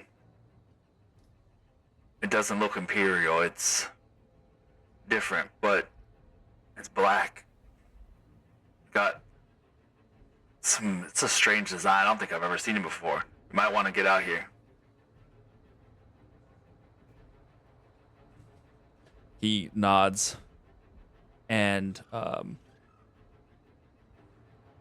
like starting to turn towards the hall and stairwell where you are at. Do you stay there? Do you like start going back down? Is there like any other doorways here that I could slip into? Yeah, we'll say yes. Sure. And with your stealth earlier, definitely. Yeah, so he just kind of like tucks himself into the doorway and lets him go past. Perfect. We are going to, just before we go to break, because we're about to go to break right now, we're going to switch our camera view. Oh shoot, I don't have enough space here. Actually, we'll just do it like this. It's fine. Don't mind me. While you're doing that, I do have a question for you as the DM. Yeah. This black ship that I heard described, does that ring any bells for my interaction with the Empire or with Durid Kel? There are not with Durid Kel. The Empire does employ some black ships, but then so there are others as well. You're kind of have to wait and see. All right. But for those on those being the audience members on the outside, as this ship comes over. Oh no, not that one. I need this one. I think it's this one. We have a large black shuttle that is going to fly in. Oops, and I broke it. It's fine. Well, we don't have to worry about them now. They're all dead. Crashes. As it lands here between your vessel. Really close to my ship. Well, there's not a lot of space. I'm pretty sure it's also between your ship and us. It is. Which is the bigger problem. And you guys on the inside of the cantina, Gruff and Lore, you hear the sound of a ship flying low over the buildings, as low enough to where it kind of rattles some of the glass. And you kind of look at each other going, uh-oh. Yeah, Sai goes into the communications room and is immediately just like, it's time to go. Okay. I like sadly like hang up the phone, but I'm like trying to like just hold on to that feeling of like trust. And I'll be like, I think there's a lot of things like going on. Let's just like we need to check on Lore. Yeah. Yeah. Okay. We need to gather our people. We need to get off planet. Yeah. She looks like she's having trouble explaining like everything she just felt a second ago. So she's just like, and Sai wouldn't understand it anyway. Exactly. Beautiful. All right. Well, as we as we go to break, give us a couple minutes to refill our glasses, and I need to get a couple things ready, and we'll be right back for whatever. I'm sure these are just like, it's like the health inspector, you know? Like, I feel like it's all charisma. Yeah, it's fine. It's fine. This beer. Health inspector. We'll be right back, guys. Don't go nowhere.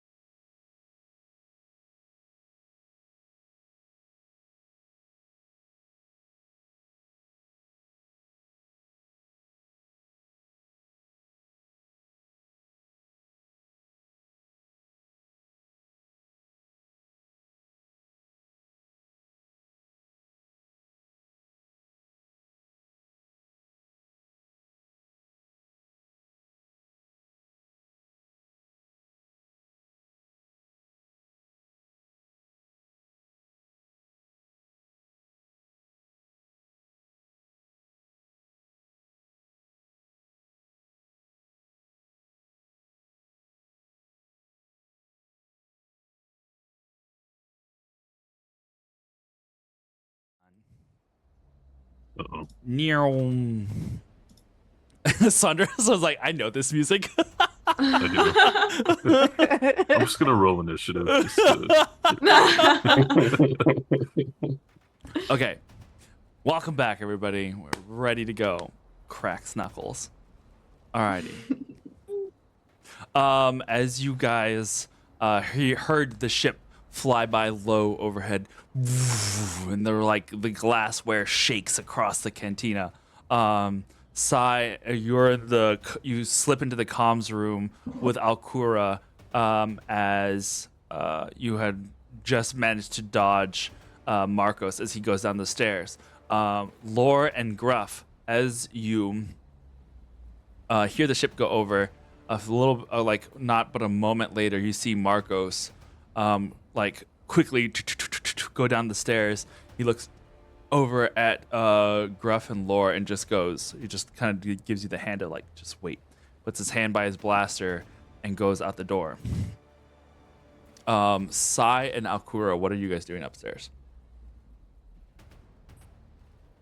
I told her it's time to go, so I'm running Time to down go. the stairs now. All right. Yeah. I didn't know if there was anything else you had wanted to say or do or whatever. So, all right. So going downstairs, perfect. You go down the stairs. You see Lore and Gruff sitting there at the table, and a couple of the other patrons are kind of look like, what was that? And a couple of them have got up to go look outside. You see the old man Mantra come around from behind the bar. He's got like a little box of things. Got you. We can look at the stuff you're on.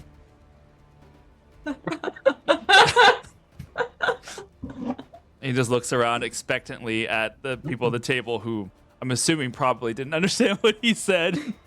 I open the box. You look in the box and there's a belt clip with 4 thermal detonators. There's a couple of throwing daggers and other sharp objects, looking blunt objects. There is a couple of smaller blaster pistols, and it looks like 2 we're basically gonna use these as small health potions. So there's just instant patch of Colto pack. Yes, Colton pack. Thank you. I was like, there is a word in there. I just couldn't remember. I had looked it up. Meant to look it up earlier. Little back. There you go. Just little back to shots. I think Bacta's bigger tanks. Yeah. Colto's like the small ones. The small one. Yeah, but Yeah. these are like little back to shots. They're like little Jello things. You just nice and jelly. It's fine. All right, cool. He looks around and do you take any of the stuff? Yeah. What do you guys think? Who wants what? Are they all different? There's 2. Let's say there's 2 of the Colto packs. So those are gonna act like small healing potions. I've got some tech healing, so maybe anyone who doesn't have healing should take those. Let's see. I I can heal a little bit too, but Yeah, I can heal too. Yeah. So All right, well then I'll take one, someone else take one just in case. You want to take one, Graf? I'll take one. Yeah, for sure. Yeah. Okay, perfect. Colto back. Mm-hmm. Let me see here.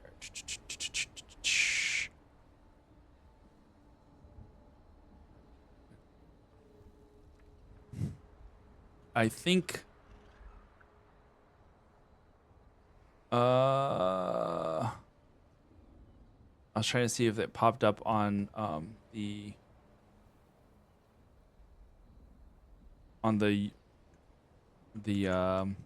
search bar here for the med sort of units or whatever, but I don't see. Is it med pack? Oh, maybe. Maybe I think that's what they. I was like, I remember Colto pack is an ability or an item. Yeah. So that's why I was thinking. I mean, either way, it's the 2d4 plus 2, right? Like, Yeah, we'll do yeah. that. Yeah, Medpack, But we'll just use that. Medpack, fine, improved, superior, exceptional, Mhm, champion. mhm. Yeah. What about the thermal detonators? Anyone want those, or should I grab them? Go ahead. It's like a you thing, honestly.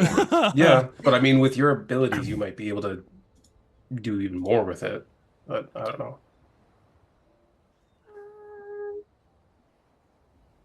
I just don't like my lightsaber, to be honest.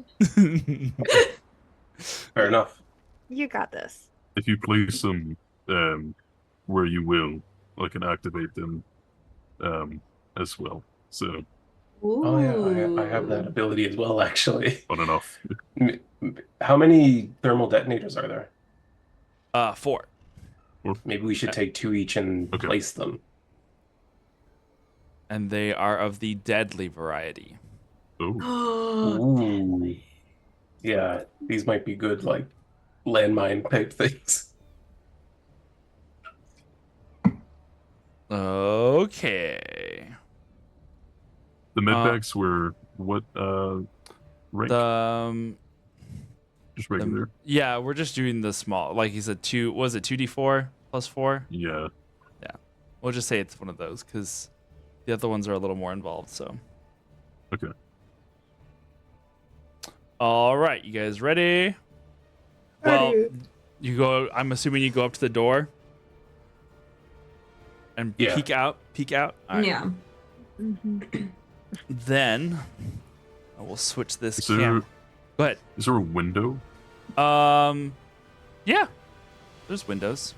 If I can see out the window and the target is at least 30 feet away from me, I can hack into their comms and hear what they're saying. Ooh, interesting.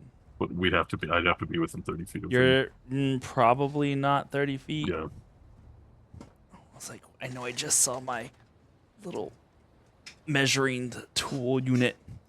We don't have a full-on grid everywhere, but at least from the door, you can tap into. At the moment, it looks like you can tap into Marcus's comlink. Let's do that. All right, cool.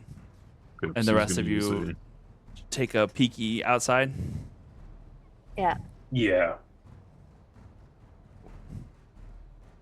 Okay, he's going to use a tick point for that. All right, cool.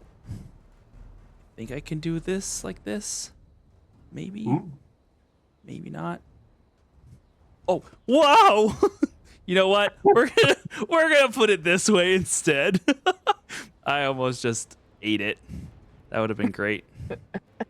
Wouldn't have been the first time I have fallen off a freaking chair in my old age. All right, there we go. Beautiful.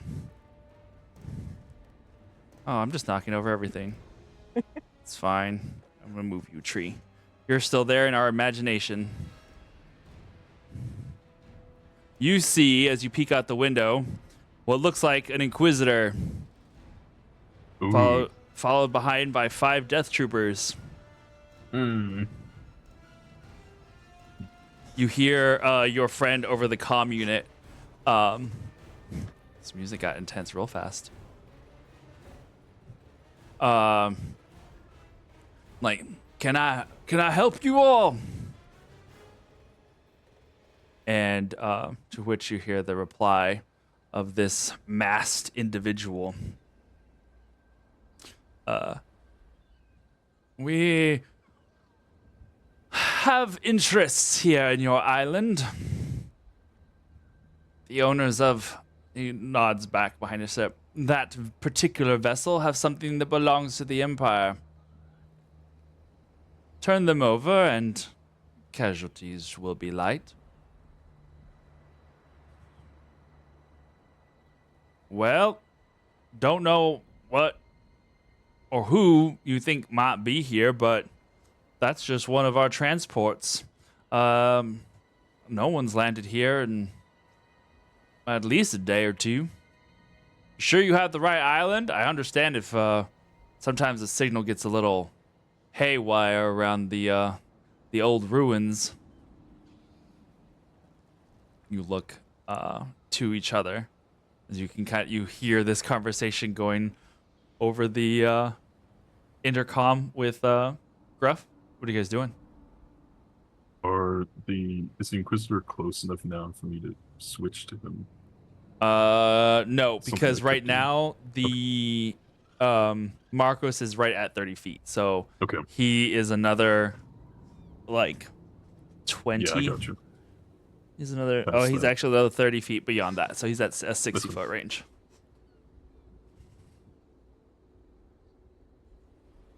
What are you guys doing?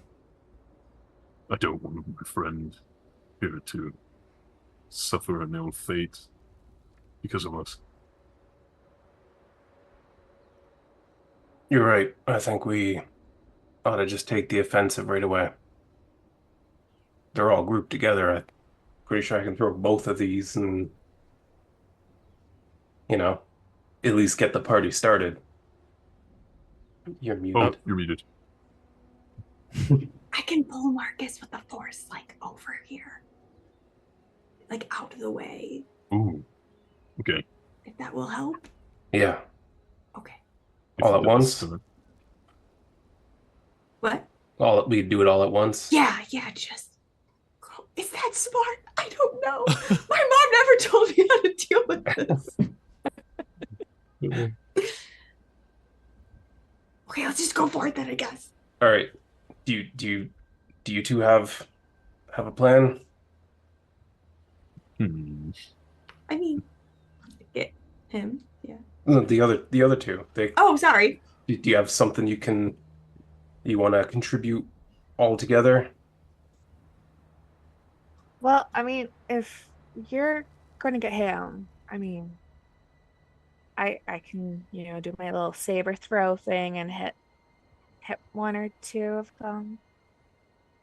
I have a cryogenic capsule that if I can throw out towards them, it'll explode outward, and they will take a bunch of nitrogen damage. Probably won't be able to move for a bit. I mean, that sounds pretty good. Good start, maybe. Especially Yeah. if they're held long enough for those detonators to go off. Yeah. Let's do that. All right. Okay. Ready? Ready. Team. Do you want us to roll initiative first, Aaron? or- You get a surprise round, and then we'll roll initiative. Yeah. All right.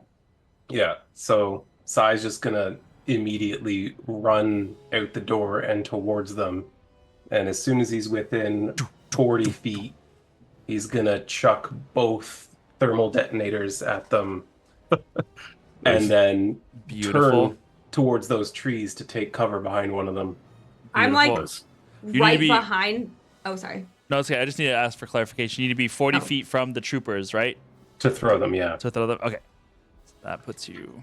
All right. So that you're going to run up this way, and as you're running this way, you guys run out. I'm assuming you all kind of run out together to kind of all do your thing. As you're running out, you see Marcus is being held about 2 feet in the air. In the air? As he's currently being choked. And you guys Marcus. run. Okay. Yeah. Akura is gonna put you over here, and then you're gonna dive over this way, right? Yes. To try to get cover. Cool. And Yeah. then Take cover behind a tree. I'll have Gruff there, and Laura. How far do you need to go to be able to throw? As long as I'm within 60 feet, because it's Okay. the improved saber throw. So it's got Ugh, sleeves. I'll put you a little bit closer. Okay. All right. So first things first. Alkura, I need you to make a. What is it that you need to do the throw It's a or a pull? yeah, it's called rescue. Ooh, nice. It says you pull one willing ally you can see within 30 feet of you to an unoccupied space within 5 feet of you. Okay. So it doesn't say about contesting checks, but Yeah. because if you want to, that makes sense. Yeah. If you might We'll need me to. we'll so. go for it. This is gonna be make a charisma check, and we'll give you I guess advantage on it because Sure. surprise running out. Okay, yeah, that makes sense. So that is a 20. Well, that's better than my very terrible roll of 8. So you run out there and immediately reach out with both hands, grab onto Marcus, and like yoink him backwards. Which, surprising the Inquisitor, brings him back to the edge here. Yeah, I definitely like move in front of him too, so he's not, in the way, or Mhm. yeah, cool. All right, so you stand there, perfect, and then I need Shanks. Go ahead and Sai, go ahead and do your attack roll. There's no check as long as it's within the right range. They'll have to make a dexterity saving throw Perfect. at initiative 20. Could I do that the ice thing? And then that might reduce that ability for them. Okay. Yeah. Okay. Because they will become slowed if they fail. What is the is it Dex, Constitution? It is a dexterity saving throw. Dexterity saving throw. Okay, cool. So okay, let's see here. That is what's the DC? It is 15. 15. First one is a failure. Yep. Oh no. So the second one is 13, so that's also a failure. 14, also a failure. Oh my god, an 8. I gotta get a new dice. Oh, wow. That's also a I mean, failure. they're not dead, but No. And then this one is a 15, so we got one that makes the save. He did they it. all will take 3d6 cold damage as the nitrogen capsule just explodes. Beautiful. And then they also gain 1 slow. Yeah. Okay. 1 slow. Got it. What does that mean? I don't know what. Beautiful. Okay, Let well, me roll the look it up. damage first. Okay. Roll the damage first. I will look it up. Okay.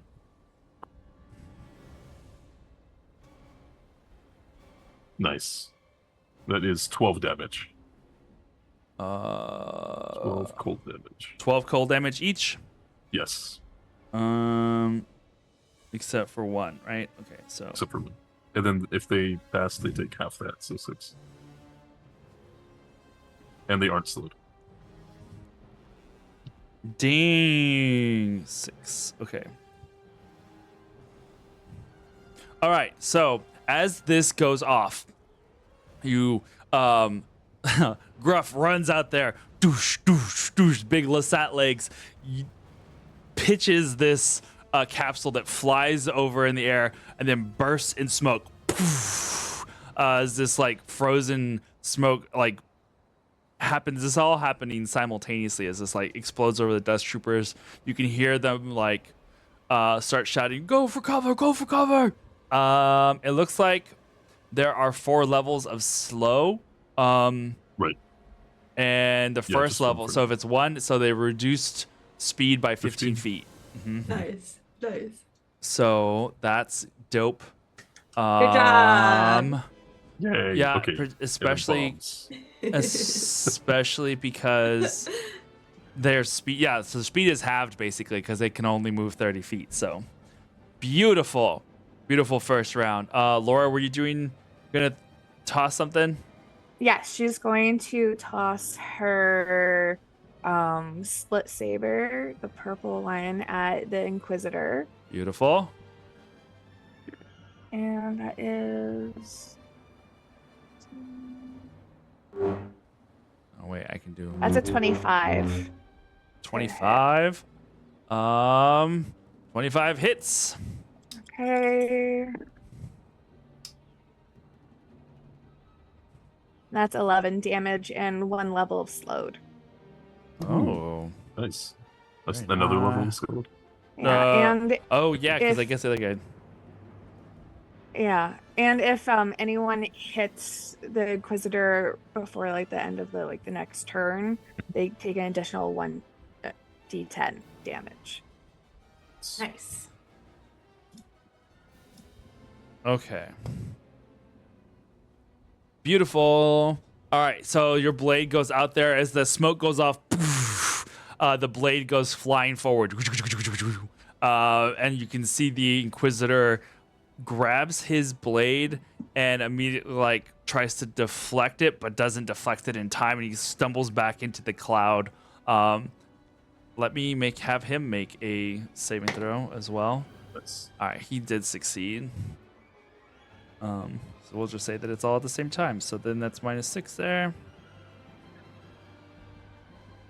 This is fine. We're all fine here. Okay. Go ahead and roll for initiative, guys. I got a 13. 13. All right, cool. I got 17. a 23. Oh, sorry. That's it. I got 23. She got 17. I also got 17. Jedi friend. 23. This guy is got beautiful. Okay, 23 was Psy. 18 was Gruff. 18 was Gruff? No, sorry. Oh, that was yours 13 was 13. 17 for the Jedi friends.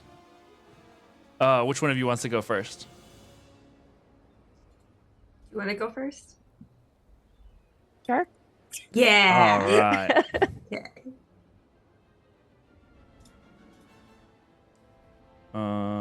And then Aaron, I think you made a mistake with the deadly thermal detonators. Do you know how many dice I just got out? no. Oh no. Oh no.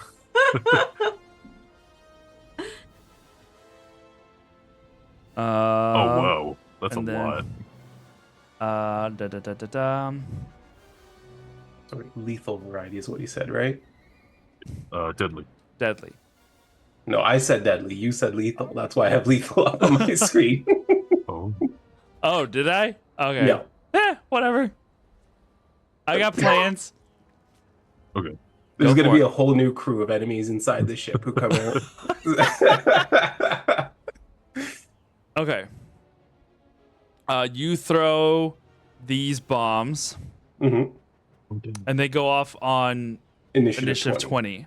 Yeah. Okay, so they're basically going to go off after your turn. What are you doing during your turn? Because this is Yeah, at the so- top of the round. Yeah. So like Sai comes running out, throwing thermal detonators, runs to a tree, ducks behind it, then draws 2 blasters and starts firing. All right. So What's your movement speed? It's like 30, right? Or is it more? you know, that's a good question, and I don't see it on here. I'm just gonna say you get to this tree.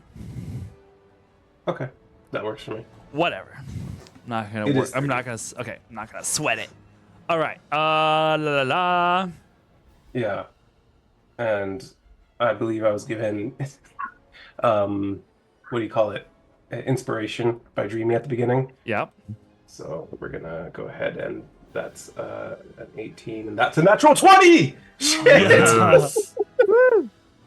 Nice. This is going so much better than any rolls I've ever done in my life. I'd like to thank Dreamy. Should get frozen in carbonite more often. I know, right?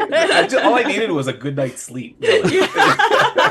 Carbonite therapy is It's helpful. Okay, so the first one, the Inquisitor dude at the front, Mhm. is he holding his lightsaber? Yes. Cool. So I'm going to use Disarming Shot. Okay.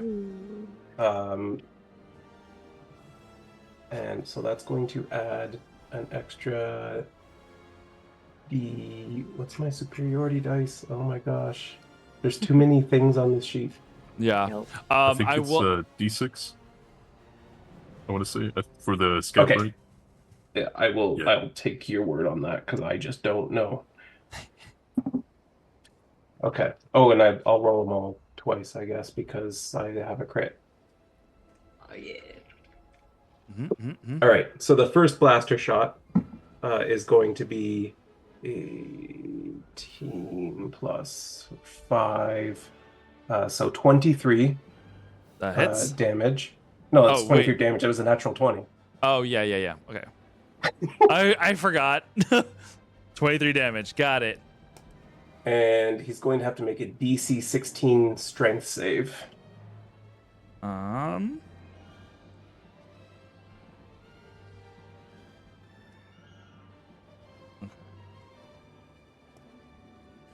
Action. Yes. Okay. So that goes off.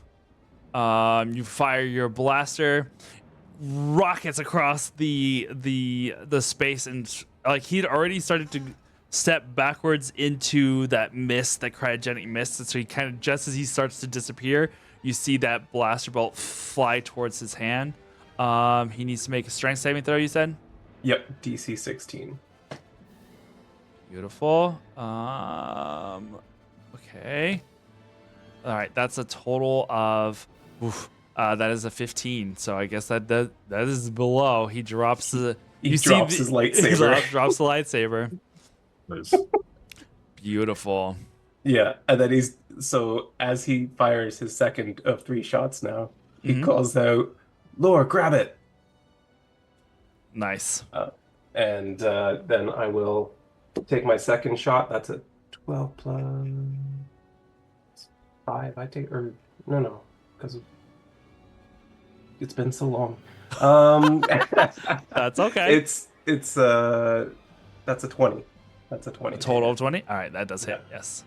All right. And so this time it is just a d8 plus 5. So that's going to be 9 energy damage. 9 energy damage. All right.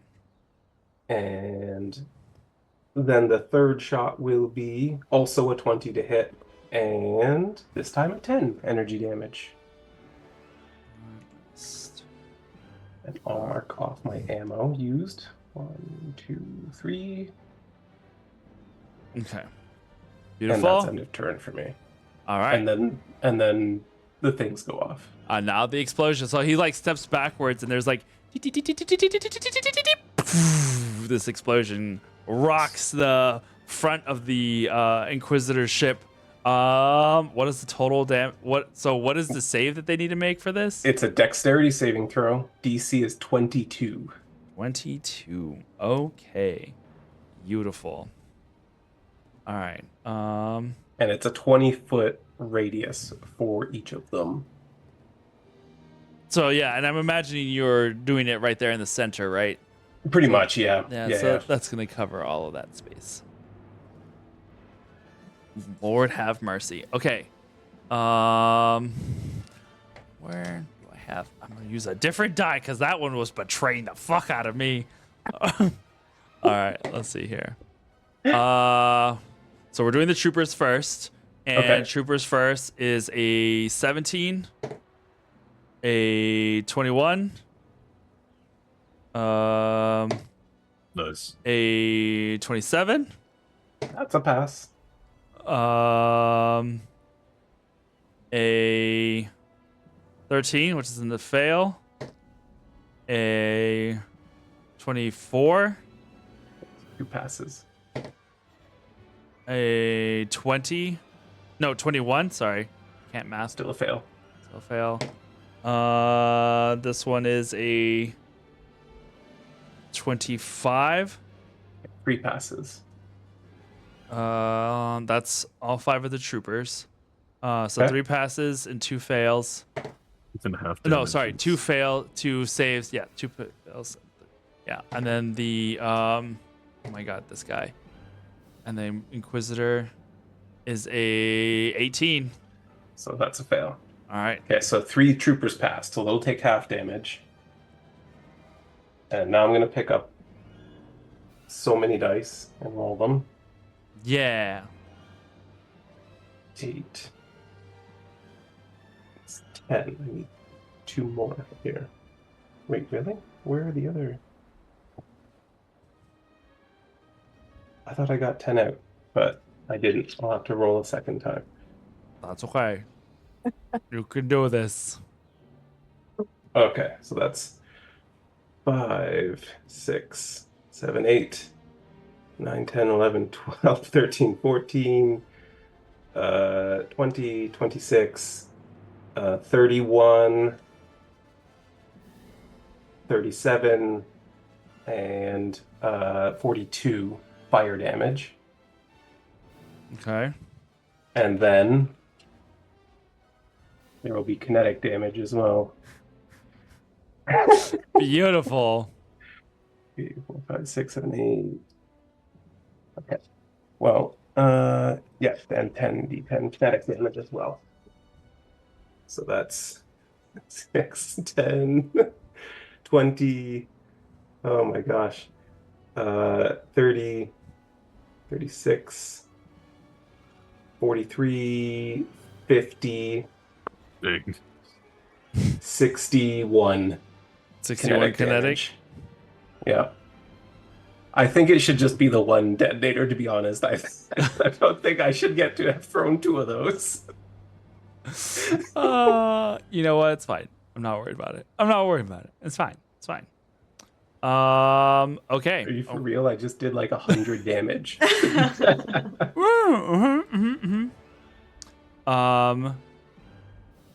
Okay. Beautiful. And then let's see, the halves of those would be just that. That's fine. Okay, so that's total of those 3 that passed, correct? Yeah, three troopers passed. And 2 It's like failed. half damage on both of those. Beautiful. It's one shot murder them. Pretty close. Pretty Yeah, freaking it's just- close. Well, There- there's another detonator on the ground if you want me to do that one as well. That was just one detonator. That was one detonator. That was fire and kinetic damage for the one detonator. Oh, my Lanta. That's why I said maybe I didn't throw 2. Yeah, that's fine. Yeah. So you throw those, and this. Oh, let me do this for this guy. I forgot. That brings him down to. These are meant for the salt mines. Yeah, exactly. These were you basically threw their TNT that they used to demolish mountains. All right. So there is this loud explosion. There's dust and debris that goes everywhere. The ship gets rocked backwards, and this front section splits open. Oh man, I was gonna take that. There's like both front pointers just kind of go like shatter sideways as the ship kind of like rockets this way. And there is a whole bunch of dust as these guys are blown away. Interestingly enough, there are 2 that survive.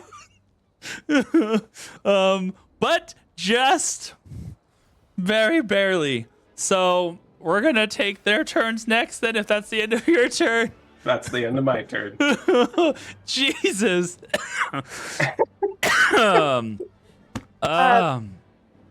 Yes. Before that, sorry. No? He hit the Inquisitor, right? Yeah. There's the additional yeah. 1d10 from my attack. Okay. Do you want to roll it or should I? Roll. I mean, you can roll it. That's 8 more damage. 8 more damage. Perfect. That brings Sorry. it down to. No, you're fine. All right. Whew. I'm glad I made these guys beefy because I was like, just in case. And then, yeah, I did this to myself. But that's fine. We take our Star Wars seriously. Yeah. We blow things to Kingdom coming back. Some of them don't come back. All right, so then we have the 2 Death Troopers as the dust starts to clear. There are only 2 that are like half their armor is blown off. You can see body parts like very similar to 2319, only it's not a droid. That will just say that there are these 2 guys are the only ones that are left, and clinging to the rubble, they grab what weapons are still not have not turned to slag, and are going to fire blaster rifles. There is, we're gonna say, because they saw Sai run that way, there's gonna be one person that's gonna attack you 4 times, and then one that is going to fire towards. We're say 2 for Laura, 2 for Gruff, because you guys are back there. That they immediately attack. So the 4 for Sai. One is going to be. Oh my god, a 10. That's useless. Okay, hold on a second. I think when he shoots at me, I can use my return fire maneuver. Okay. Did you use your reaction already, or no? No, I haven't used No, my reaction for so anything. did the okay. When a creature misses me with a ranged attack, yeah. So I'm gonna go ahead and shoot right back at him from my cover. Nice. Oh, I rolled poorly though. That is going to be an 11 to hit. 11 misses. That's a waste of a reaction. All right, next attack. Oh my god. I hate physical dice. I'm just kidding. They're fine. It's fine. It's all fine. This is a 9. The third attack is a 18. That is my armor class. Do I get a bonus from my cover? Is what's half? It would What's be plus behind 2, I think.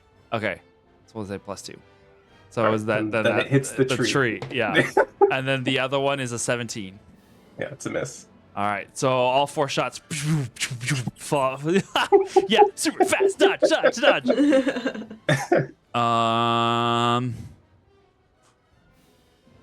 Okay. All right. Cool. The other 2. So we have 2 for Gruff.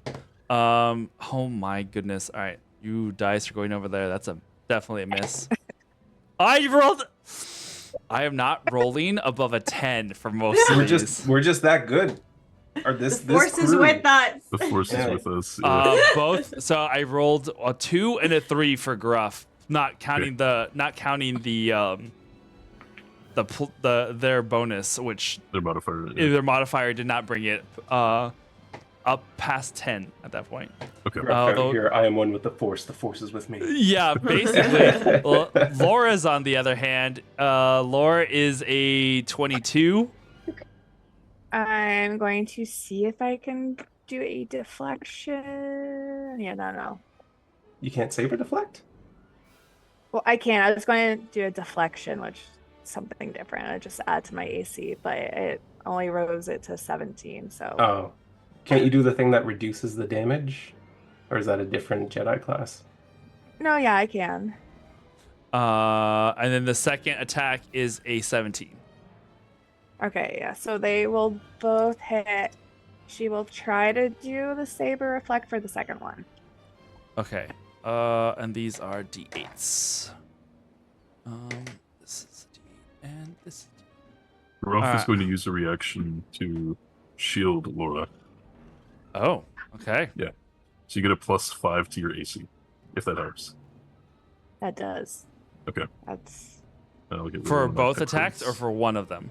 For the rest of The turn? Yeah. Beautiful.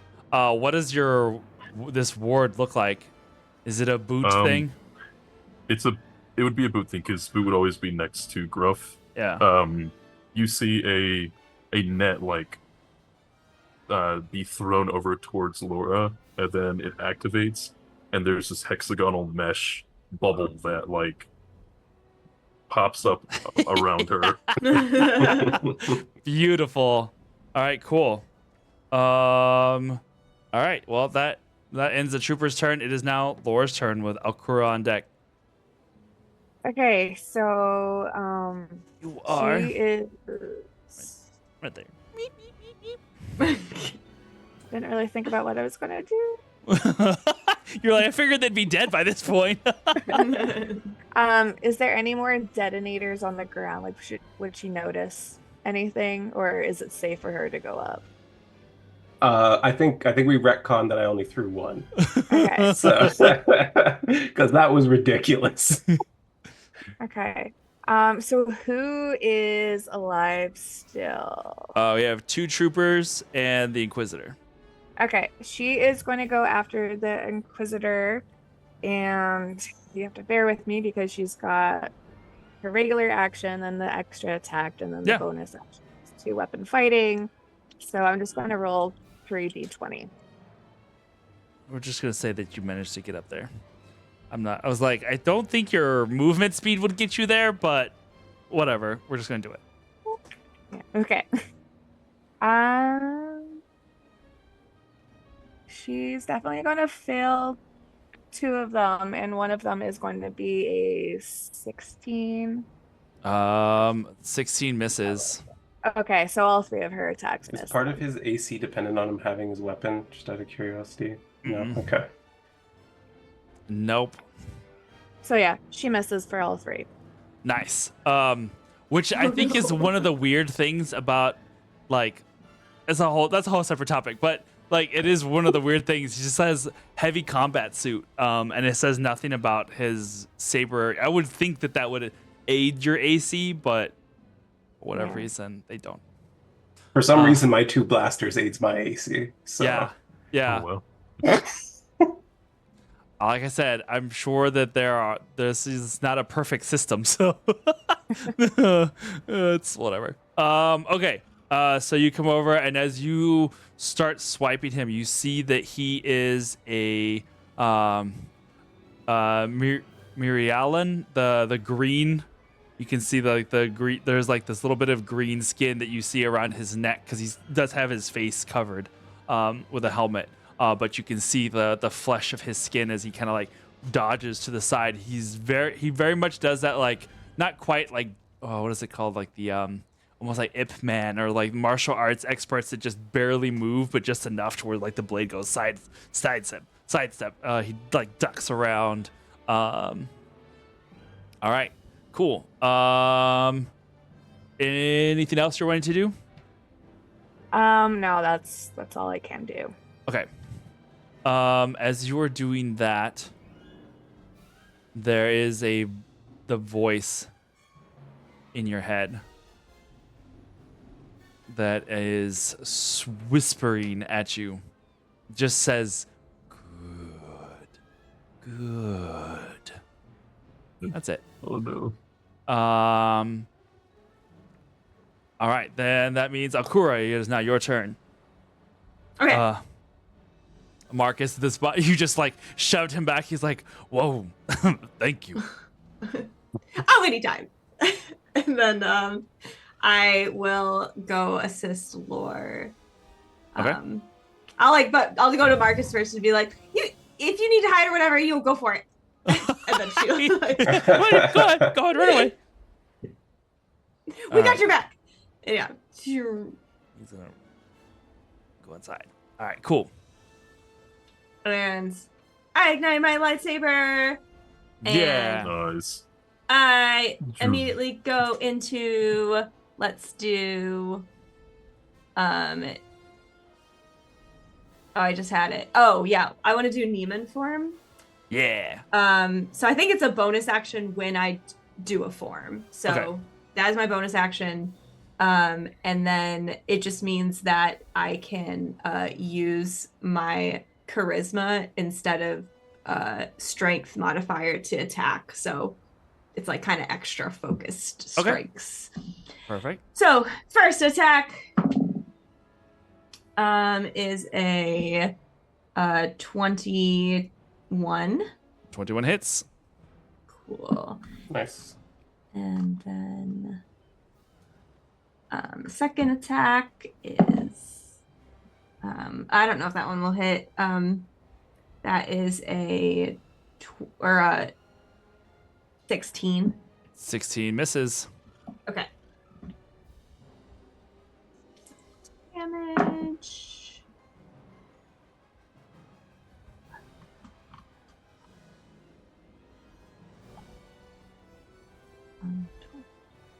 Uh, 15.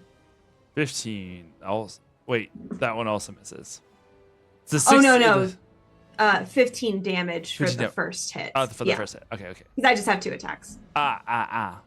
Understood now. Yes. 15. Okay. Make sure I put this correctly.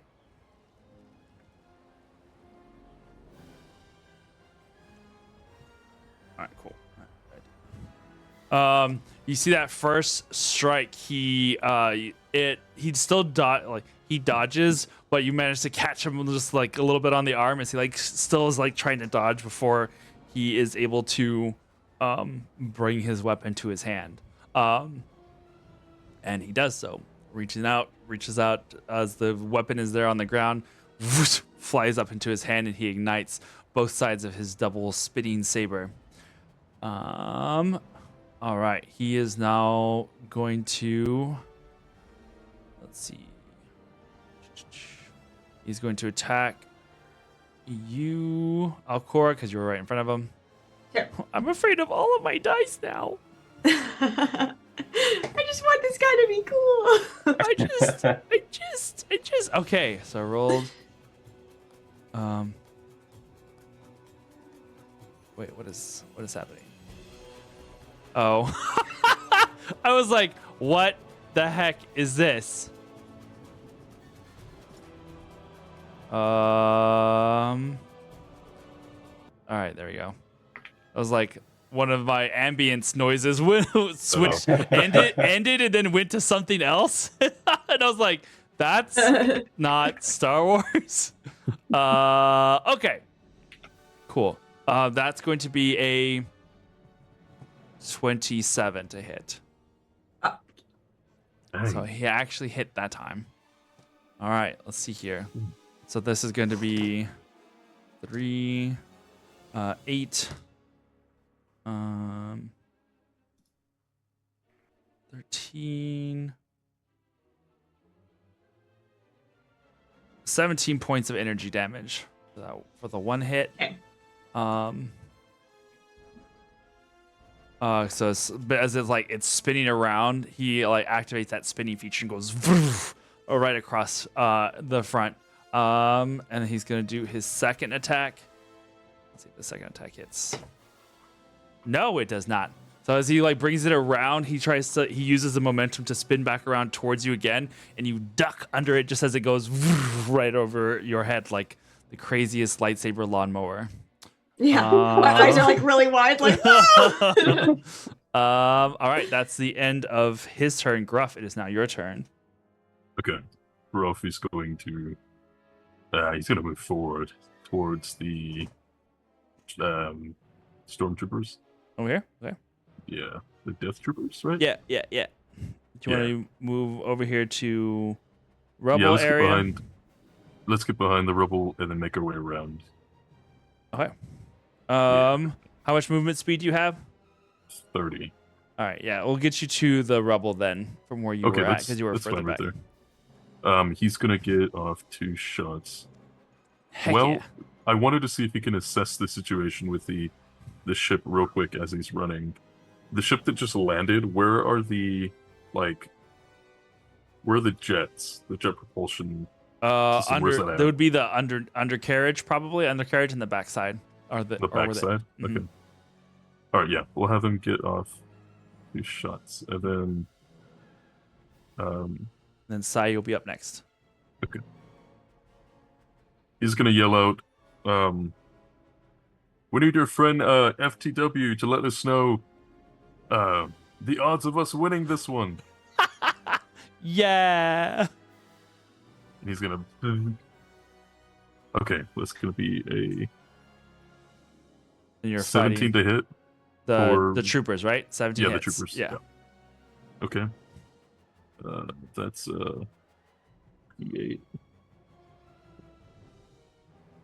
Nice. 9 points of damage for that. 9 points of damage. But then 17 again. That also hits.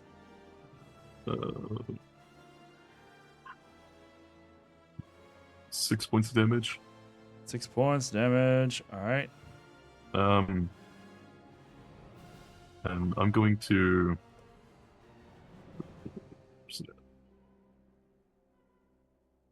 I have an ability that lets me do a thing. Where's it at? Okay. Sorry. Okay. Okay.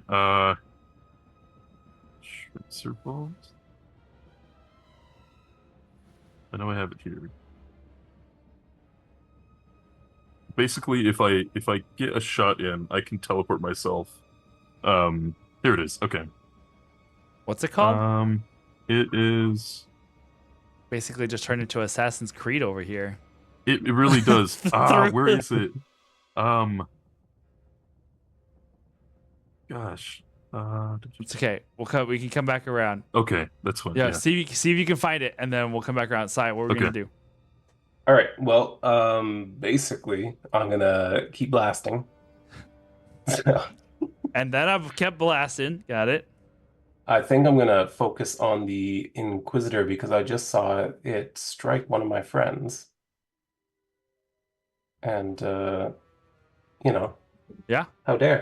That's how dare. That's bad. That's bad. Okay, so 14 I assume is a miss. 14 is a miss. Yes. And is a 16 also a miss? 16 is also a miss. All right, well, then a 21's got to hit. 21's got to hit. And it does. Nice. All right, so that's 11 energy damage on my third shot.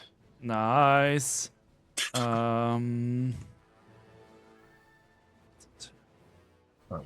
Okay. Did you find it?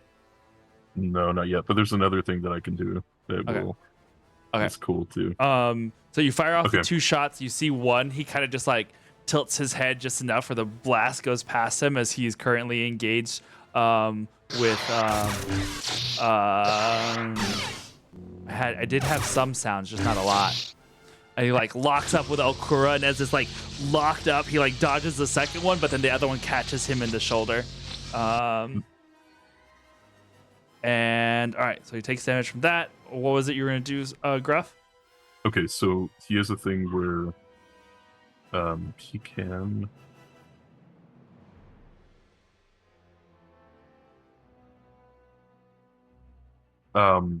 basically if the shot hits, then his next time that he tries to attack, it is like his damage is like lessened by a d6 Okay. on my roll. Okay. Yeah. Dope. Let's keep track of that. So then it's now the trooper's turn. One is going to shoot at you. Actually, you know what? Yes. He's going to step forward, and he is going to use his volley attack. You see him like take his rifle out and just starts doing this 30-foot cone, just starts like blasting this whole section. I need you to make a dexterity saving throw, please. Okay. Okay. Definitely has one of those like traitor Nice. moments. Yeah, exactly. 23. All right, so you get half. Okay.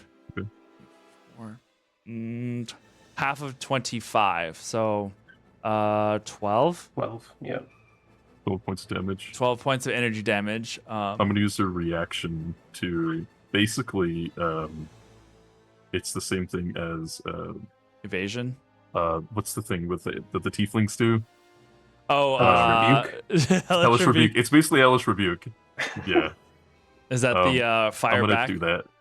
It's the countermeasures, I think. No, Oh. sorry. It's element of surprise. So he's gonna make a dexterity saving throw now. Okay. Against 15. Well, dexterity saving throw. That would be a unnatural 20. Unnatural 20. So he'll take half damage for Okay. 2d10 Damn, 2d10. fire That's, damage. that's intense. They don't play around in Star Wars. Jeez, all of the dice are like 50 damage dice of this and 50 damage dice of that. That's 5 points of damage instead, because half. Okay. 5 points of fire damage. And then I took how much? Was it 12. 12? Okay. Nice. Dope. Okay. Trooper's turn ends. Lore, it's your turn. Oh, And you're muted. It's okay. It happens. I'm just glad it doesn't happen to me for once. Okay, so she is going to try to attack with her saber attack again. Okay. But before that, she's going to use her bonus action with phase strike so that I can give herself, like, she can give herself advantage for one weapon attack. Nice. I'll use that. 18 plus 26. 26 to hit. Yes. That definitely hits. Okay. Where's my D8?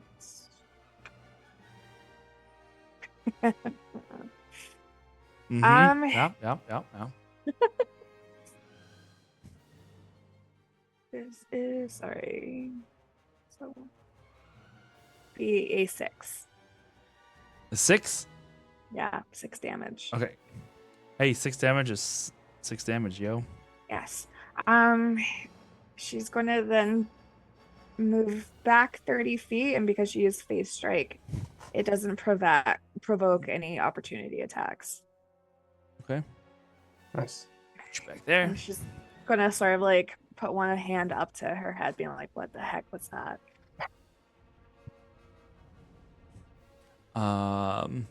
Okay. Akura, it is now your turn. I muted not to. Hi. Yeah, so I'll this time I'll bonus action switch. I want to switch to Makashi now. Heck yeah. So she like shifts into like a different stance and looks a little like at how like hard he hit a second ago. Yeah. So she's like, okay, more attacks. So first attack. Oh, nat 20. Nice. I'll roll that one first. Do you like to double the damage or double the amount of dice? I never. I get asked this every time, and I always, Sandra, what is it we normally do? Because I don't ever remember. I think we doubled the dice. I think if it's that doubled makes any difference. Yeah, normally we'll double the. Double dice. We Okay. normally double dice. Yeah. Okay. Mm-hmm. I always feel like every time I get asked, I'm like, I think it's the other one, and they're like, no, it's that one. It didn't even matter because I rolled the exact same thing. That's actually really funny. Okay, 16 damage on the first one. 16. All right. And then second attack Huh? is a miss. A miss? Okay. Mhm. All right. So as you're swinging your blade around, it strikes and like pushes him back an extra step. And then whenever you go in for your next like jab, he manages to parry it up and around, to kind of deflect it a little bit so he doesn't take that damage. Nice. It is now his turn. He is going to. He is seeing this and then seeing Laura back away. He is going to take a hand to his helmet and rip off the mask and toss it to the side. And you see this like green face with these tribal tattoo marks and his blood red eyes. He looks between you and Laura and back and forth. And he goes, squints his eyes at Laura and smirks, and then reaches out to Akura. And I need you to make a Constitution saving throw. Okay. Please.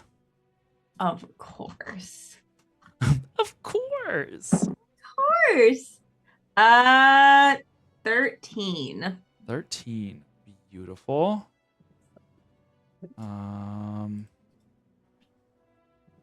This is, let me double check, make sure I'm doing the right amount of dice here. 40,000 dice. Wow. Wow, I've never had to do something. That's crazy. No, it is 8 of them though. That's a lot. Cool. And then to make sure that I'm doing this correctly.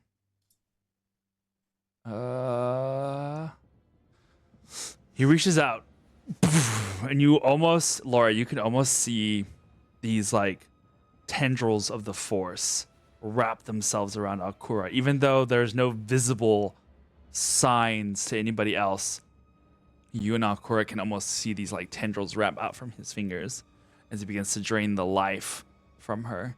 That is 46 points of necrotic Ooh. damage as That's he just a lot of goes damage. and starts to pull it back into himself. Yeah, she's looking pretty like Fun. sickly or whatever, however that is translated. Is upcasting a thing in this? Can I upcast with a tech power? I'm gonna say just for like the flavor of it, Akura, you can feel yourself fall to your knees, like your legs get weak and wobbly as he just saps this energy from you, and you see that the blaster wound that he had taken earlier begins to heal on his shoulder as he's like, and then he looks over to Laura and says, "This is the power that you could have. I already know that it begins to stir within you."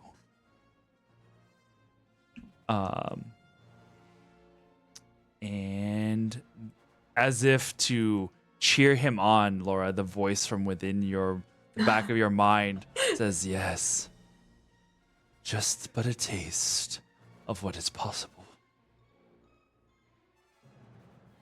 All right, that ends his turn. It is now Gruff's turn with Sai on deck at the top of the round. Well, that was quick. Okay. Yeah, well, I don't have 50 troopers to deal with the Yeah, damage sure. with. You gave us the thermal detonators. We didn't ask for those. Yeah, but imagine totally did it on purpose. Okay, we're just gonna go with that. Yeah. Anyway, go on. What are we gonna do, Gruff? Gruff is gonna take more shots at the Trooper? the trooper. That one trooper. That's And then that makes sense.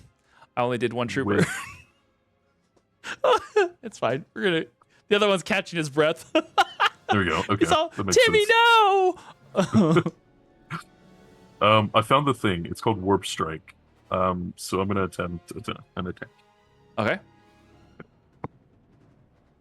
That is a On trooper, right? 22 on trooper. Yeah. Yeah.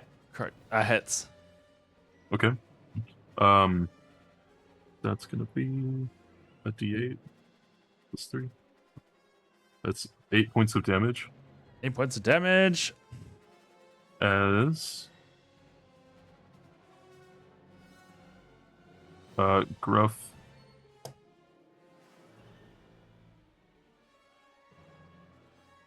is going to use warding shot again with that, Okay. and it basically just decreases the amount of damage that they do on their next attack. Heard. All then- right. For a second attack, he's going to shoot the Inquisitor Nice. because Yeah, I get that, boy. that is unnatural 20. Natural 20? Oh, damn. Unnatural 20. Oh, unnatural. Oh, 20. unnatural. Yeah, unnatural. Yeah. But still. Yeah. So cool. Still It's cool. something. Maybe he'll lose concentration. Okay. 6 points of damage. 6 points of damage. All right. And this is all part of the action itself. So with that one, he's going to do Warp Strike, and he's able to teleport 10 feet to any unoccupied space. So I'm going to have him run. I'm going to have him run towards the Inquisitor, and then, like, as when I shoot him, warp behind him Okay. within 5 feet. And if I do that, they That's cannot fun. take reactions until the end of their next turn for Interesting. some reason. Yeah, it's like a thing with Warp Strike. Okay. I would love to know the lore behind some of these abilities that I Right? had that some of these characters have. I'm like, where in the hell did these things happen? The lore is that they were like, Zephyr Strike's cool. Let's somehow make it work in Star Yeah. Wars. There you go. Yep. Basically. Boot is going to be opposite of me, so that we're like flanking basically. Okay. Yeah. Okay. Whack. It's okay. I know how that goes. All right. Okay. Sounds good. Sai, it's your turn. Top of Yeah. the round. So Sai's going to flip open the wrist pad that he's got and quickly shoot a Coltal pack at Alkura. And Nice. I'm going to overcharge tech, which is a fancy way of Nice. saying upcasting it. And that's not a lot, but it is going to be 7 HP back. It's something. Okay. And then he's going to walk to the wall there. So he's like walking in from the tree. He's going to take cover behind the wall from the stormtroopers, but not from the Inquisitor, who he's trying to draw the attention of as well, because Alcor is looking rough. And from there, because that was only a bonus action, I will attack twice. Okay. That's a 24 to hit. That hits. That Nice. is 10 energy damage. Beautiful. And that's a 16 to hit. Misses. All right. All right. Another strike in the shoulder. He had just finished healing it, and now he gets struck from the other side. In the back of the shoulder this time. All right. All right. That ends your turn. It's now the trooper's turn. I realized why I went so fast last time, because I skipped one of the trooper's turn. Whatever. This guy is now going to take... he is going to use his 4 range attacks to strike at Gruff. Yep. Let's see if any of these Okay. hit. That is an 11. Is that it? No, that's a 9. Okay. Oh my god, I'm He not is using rattled. He is rattled to 12. the core. Does that that. hit? No, this one is 23. Okay. I got one that hit. Hey, that's Lovely. okay with me. That's 5 points of energy damage. Take that, you Okay. beast. And then this other trooper is gonna fire at Laura. Okay. That is going to be 13 to hit, 19 to hit, 12 to hit. Oh my god! 23 to hit on the last one. So I think only 2 hit, right? You're muted. It happens. Dang it. I'm so sorry. It's okay. So yeah, 2 hit. She is. Where did they go? Reactions. Okay. Yeah, she's gonna Saber Reflect for one of them. Okay. The first one is 10 points of energy damage. Okay. And reduced down by 7. So Okay. that's 3 left.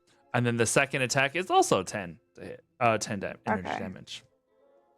Okay. So That is also 13. reduced by a d6 by me because of warding shot.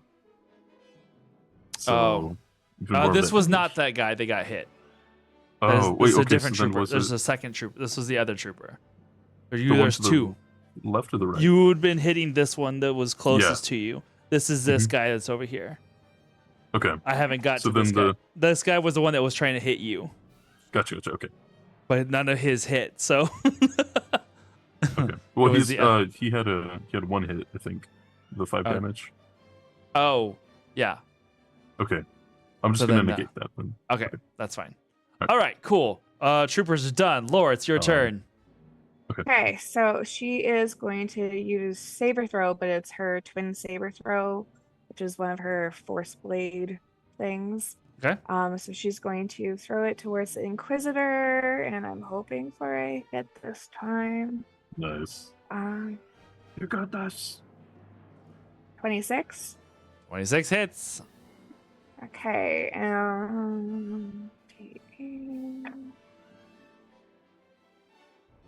that's a 10 for damage. All right. Nice. And then with her bonus action, because of the power, it lets her teleport 5 feet between that creature. So she's going to come right up close to him and make a Everyone's- meal. I was like, everyone's night crawling around this place. Yeah, and so it allows her to make a melee weapon attack. So that's a 22 to hit. That also hits. Okay, but it's just 1d6, so it's 3 All right. damage. And she's gonna say, "I won't be swayed by the promise of power. Balance is where true strength lies." Nice. All right. Ends your turn. Yes. All right. As you were doing that, there, as Akora, it's now your turn. There is the voice in the back of your mind, Laura, that just laughs. Stop lying to yourself. Akora, go ahead. Sure. Yeah, I'm like, not doing so hot, but does he look like he's wearing down at He all? looks or like does he's he- wearing down. Yeah, he's taking a lot of hits. He seems rather beefy, but he is taking a lot of hits. Okay. So she will just kind of get right back up and try to hit him Heck again. yeah. Go back into Makashi. And yeah. She doesn't look like she has a peppy line this time. She just looks like, ouch! I'm just gonna keep going. I got more band-aids for you, Alkura. Don't worry. Thanks. Ouchie bullets. Is he like surrounded at all? I would Am I say rolling yeah. at advantage, yeah. or- Go okay. for it because Gruff is behind him. Okay, cool. So for the first one, that is I'm sorry. Now I keep opening the wrong tabs. A 21. 21 hits. And a second attack is another nat 20. Oh shit! Okay. So just the normal hit is 12. Ooh, nice. And then the nat 20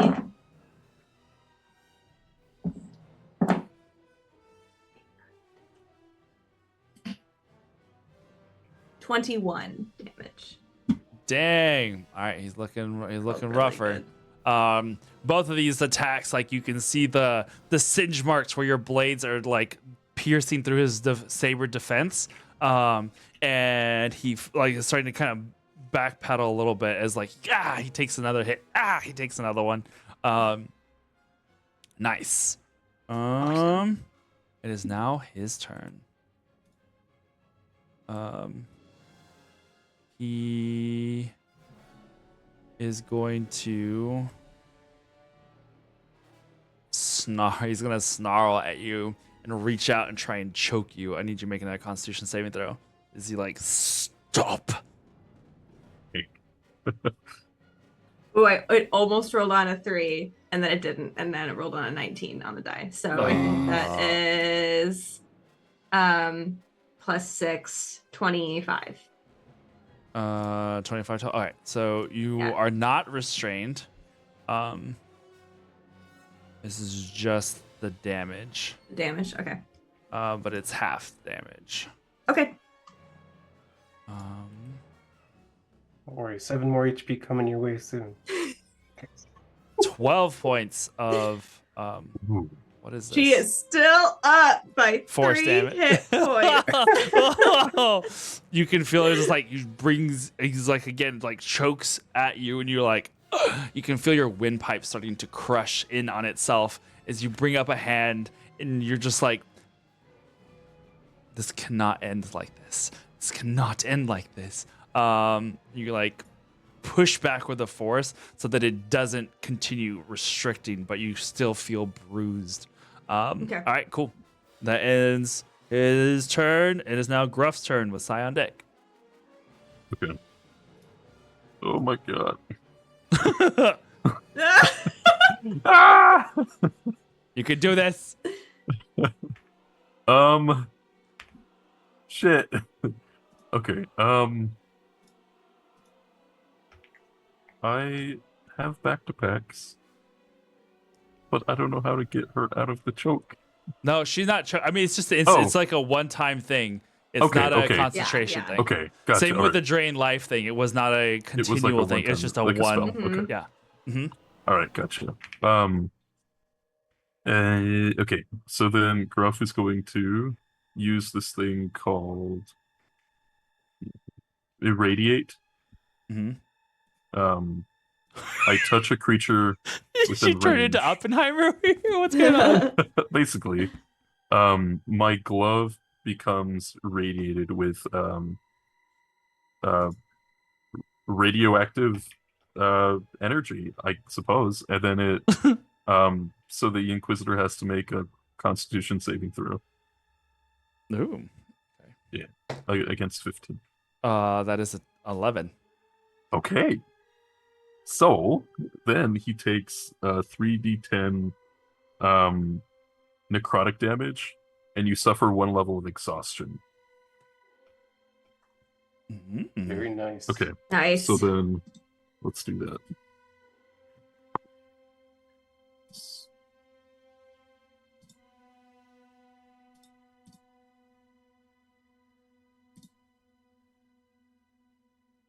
Uh, 19 points of necrotic damage. 19 points of necrotic damage. Mm-hmm. Nice. And then exhaustion 1 level. As the glove just like grabs onto this guy, and he begins to singe from that point, microwaving him.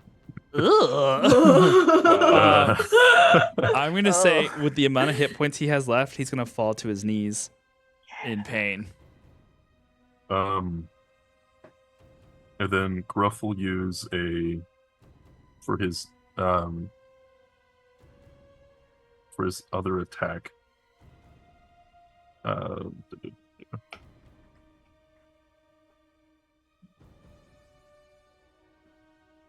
That's gonna be the he's gonna plant the bomb on him using Quick Fingered. And You know because it's a he 20-foot range, right? I do. I'm not admitting it yet. I'm not gonna like blow him up, but Yeah. without him knowing, because you're Quick slipping. Fingered allows for that. Yeah, he's gonna do a sleight of hand. That's attempt it. wild. Which is a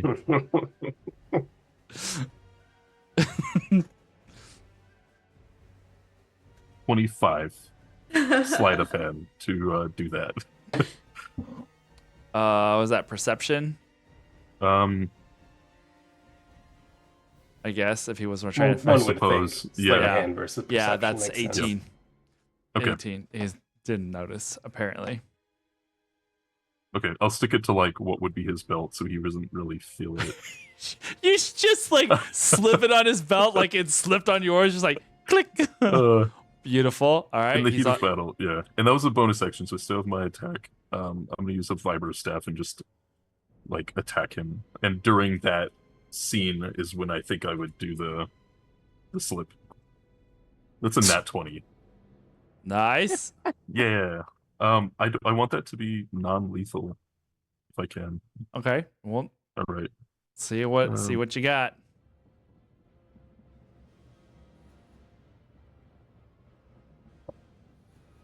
Nice. 14 points of damage. As he like knocks him. Nice. Okay. You knock him on the back of the head, and he collapses to the ground.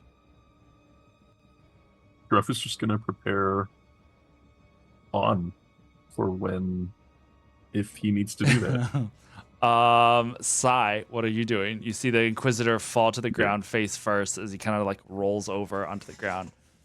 There's still a couple of troopers over there, though, right? Yeah. Right. Yeah. So, seeing that Alcura is no longer in immediate danger, he's just going to pop around the corner and take some quick shots. So that's going to be a 13 to hit. Misses. That's what I thought. And 15 to hit. Also misses. Oh my gosh, man. And a 13 to hit. So Yep. he's like, yes, we've got them on the ropes. That's beautiful. Well, we'll just say that they were close shots, but they kind of like either take cover or dodge a little off to the side as one like hits it in the armor, but doesn't seem to have any effect on him. Beautiful. They're gonna both fire back. Yeah. It's fair. Actually, you know what? Screw this. I have something else in mind. There is a moment where out from the cantina, Marcus comes out with a heavy blaster rifle. Behind him, you see the old man from behind the bar has like one of those like heavy trooper Gatling guns, like and from a couple of the other spot, he's a spry old man. Couple of the other doorways, you see a couple other people that are coming out with their guns bared. Seeing that the Inquisitors on the ground, their ship destroyed, the troopers kind of like raise their hands and let the blasters fall at their feet.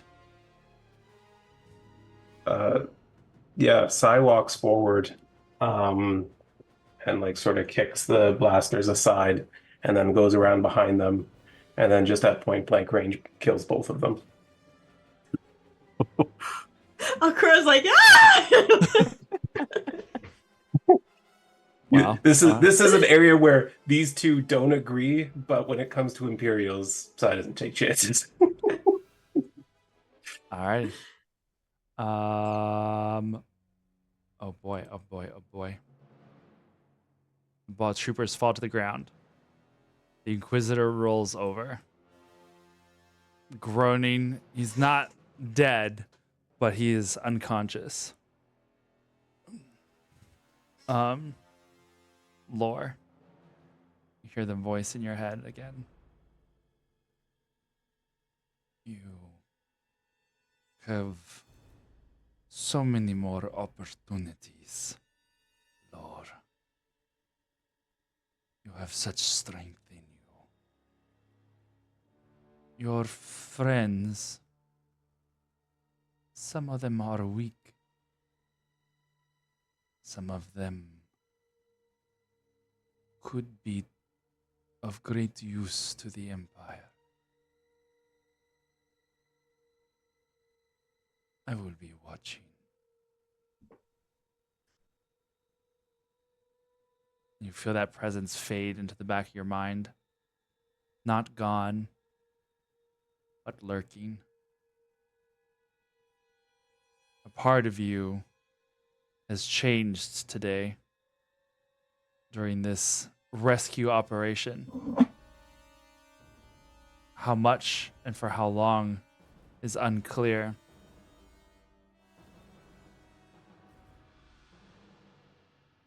In the air above you guys, there is a rumble.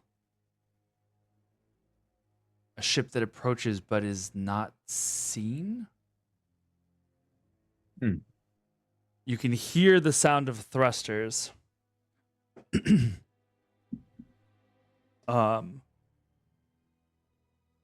But don't see anything right away until a ship decloaks in the air above. And a ship that looks to the players minorly familiar, as a infiltrator flies in, and we'll say that it lands. It's gonna land on top of the on top of the tavern. So, well, it's not gonna land. We'll just say it's gonna hover from there. I'm gonna put it back here though. As let me see here.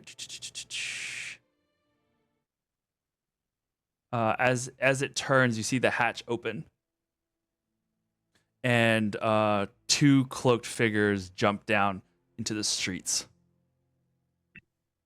and start to make their way through the parting crowd towards you. One of them, a tall, bearded individual with a hood up and over, begins to walk towards all of you.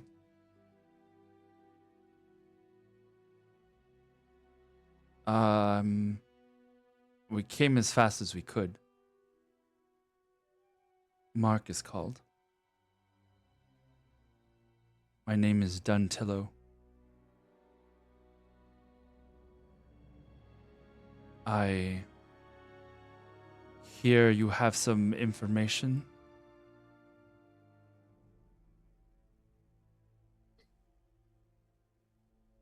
Can I sense his emotions? Yeah. Sense his emotions. Insight.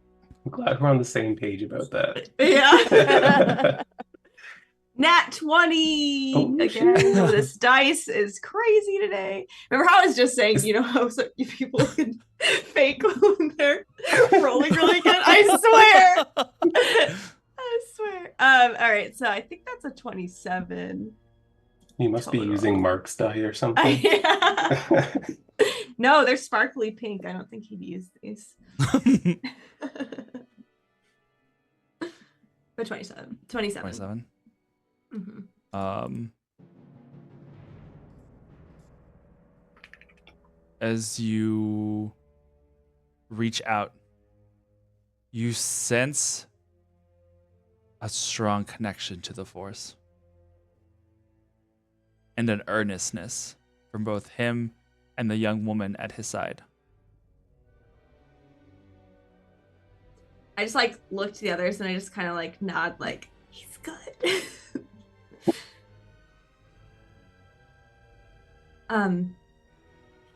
Yeah, I mean we have some information we took from.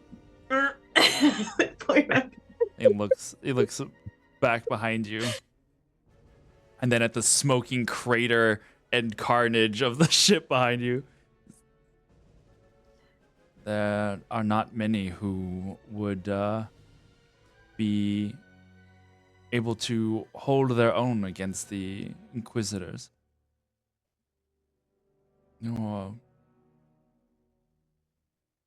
You're not Jedi, but I sense the Force is strong with both of you. Yeah, and you too, actually.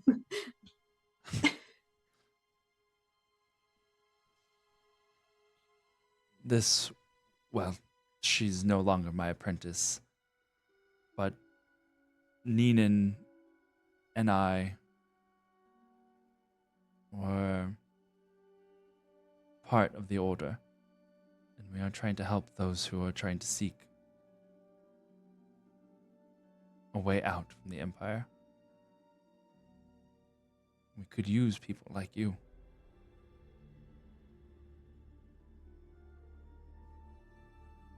If you are willing to accept the mission. I'm in. Oh, wow. Gus ready to go.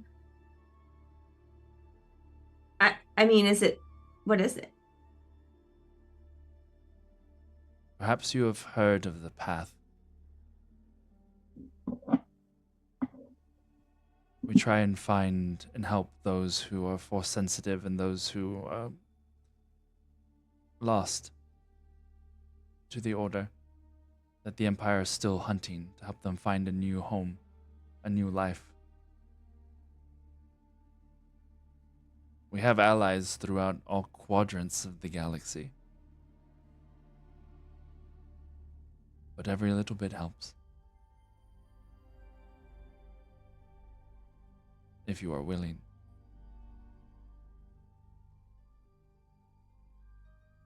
I I'll sense the others first. Oh, sorry. I sense that your mind is elsewhere at the moment. Me? He nods. Well, we're just talking about, Four Seasons is in trouble. My mom used to be a part of the order, and then she left a while ago.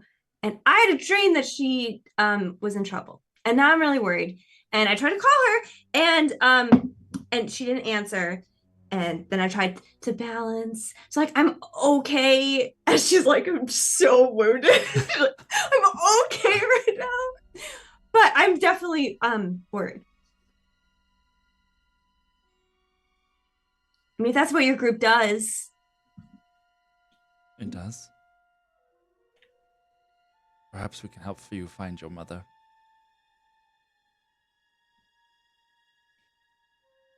Let us talk. Okay. It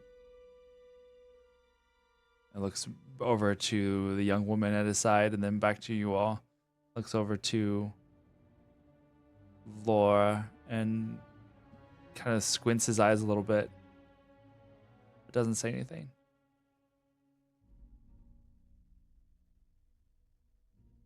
And with that, as you guys gather back together, we will end for tonight this one session to begin perhaps a few more.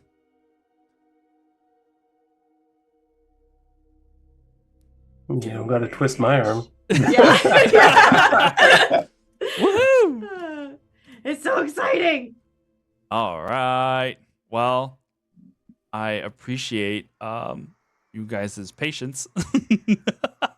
No, it was awesome. Yeah, man, that was fun. Yeah. So much fun. Yeah. There's like a lot. You gave a little more space for role play this time around, which was really fun. That's what I really liked a lot. It's hard. In these like little one shots, It's hard. Oh, it's yeah. hard to balance Yeah. all of that. Nina struggling to look mysterious. Girl, you know you got this. What you talking about? Mijimi over there is resisting the urge to peace sign.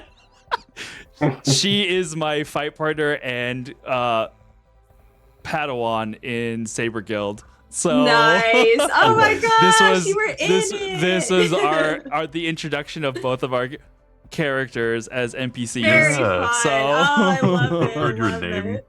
Yeah. I was like, oh my god, it's you. It's your character. Well, Yeah. I saw you smiling, and I'm like, oh no, am I a bad Star Wars fan? I don't know who these two people are. I googled the name and I'm like, No worries. Thank you, Ash. I appreciate that. I do so enjoy these things, and I believe it is safe to say that I'm probably going to try and do these maybe once a month. Do a little Star Wars thing to where we have a little, either like it may not necessarily be like episodic, but it'll be, what is it, or like in serials that are kind of like they're kind of related, but Tales have from their, the Empire. yeah, kind of its own little, each episode's kind of one-shot-ish, but also has maybe like a specific mission with returning characters, and that way we can kind of like switch people out and different things. So now that you are keepers of the path, perhaps we have all sorts of little fun adventures that we can plan for the future, and see how things go. But I appreciate you guys hanging out with me again. Happy birthday, Lore. Happy belated birthday! belated Happy birthday. belated birthday. You got a weird man talking to you all the time now as your present. Yeah. Are there He has a great accent, though. are there warlocks in Star Wars? I guess we'll find out. Yeah. Dark side patron over here. see what we can do. But yeah, I enjoyed setting up some little tidbits for later. Have plenty of things. We gotta find out where Siler's ship is. See where Alkura, what will happen to Alkura's mom. Lore has her own lore that is building there. What has Judith been up to? What in is the ship? yeah Is Judith? Gruff gonna blow up the Inquisitor? It's a safety measure. Yeah. I might, I may not, but I'm not a Sith. Cyclar's I don't- definitely going to try to talk you into it. Yeah, do Go it for it. as an experiment. Just have him walk 60 paces out, and then See what happens. yeah, see what happens. Okay, But so you say the range is 60 feet. Does it work at 61? Let's test it. Got to get rid of the evidence, exactly. Yeah, yeah. For a Padawan / Knight of the Jedi, Neenan is notoriously has taken on, in at least in our lore so far, has taken on a criminal fuzzy creature that we thought was just like a dog, but then turned out it was like a notorious criminal. Also has a tendency to nab things. So, sometimes I guess we're just play by the edges of the rules. Whatever. But anyway, thank you. isn't around anymore. It's not like Yeah, exactly. Who's you gonna get reported. Who's gonna tell the council? No one. Oh my god. All right. Well, thank you guys for hanging out with us again. I'm looking forward to future stories with you guys, and who knows where that will take us. So until next time, stay fey, be brave. Oh my god, I'm not gonna go through the whole list. We have a whole list of things that we say at the end now, and it's getting ridiculous. We'll just go with that one. Stay fey, be brave, and may the force be with you. See you guys later. Bye. Bye.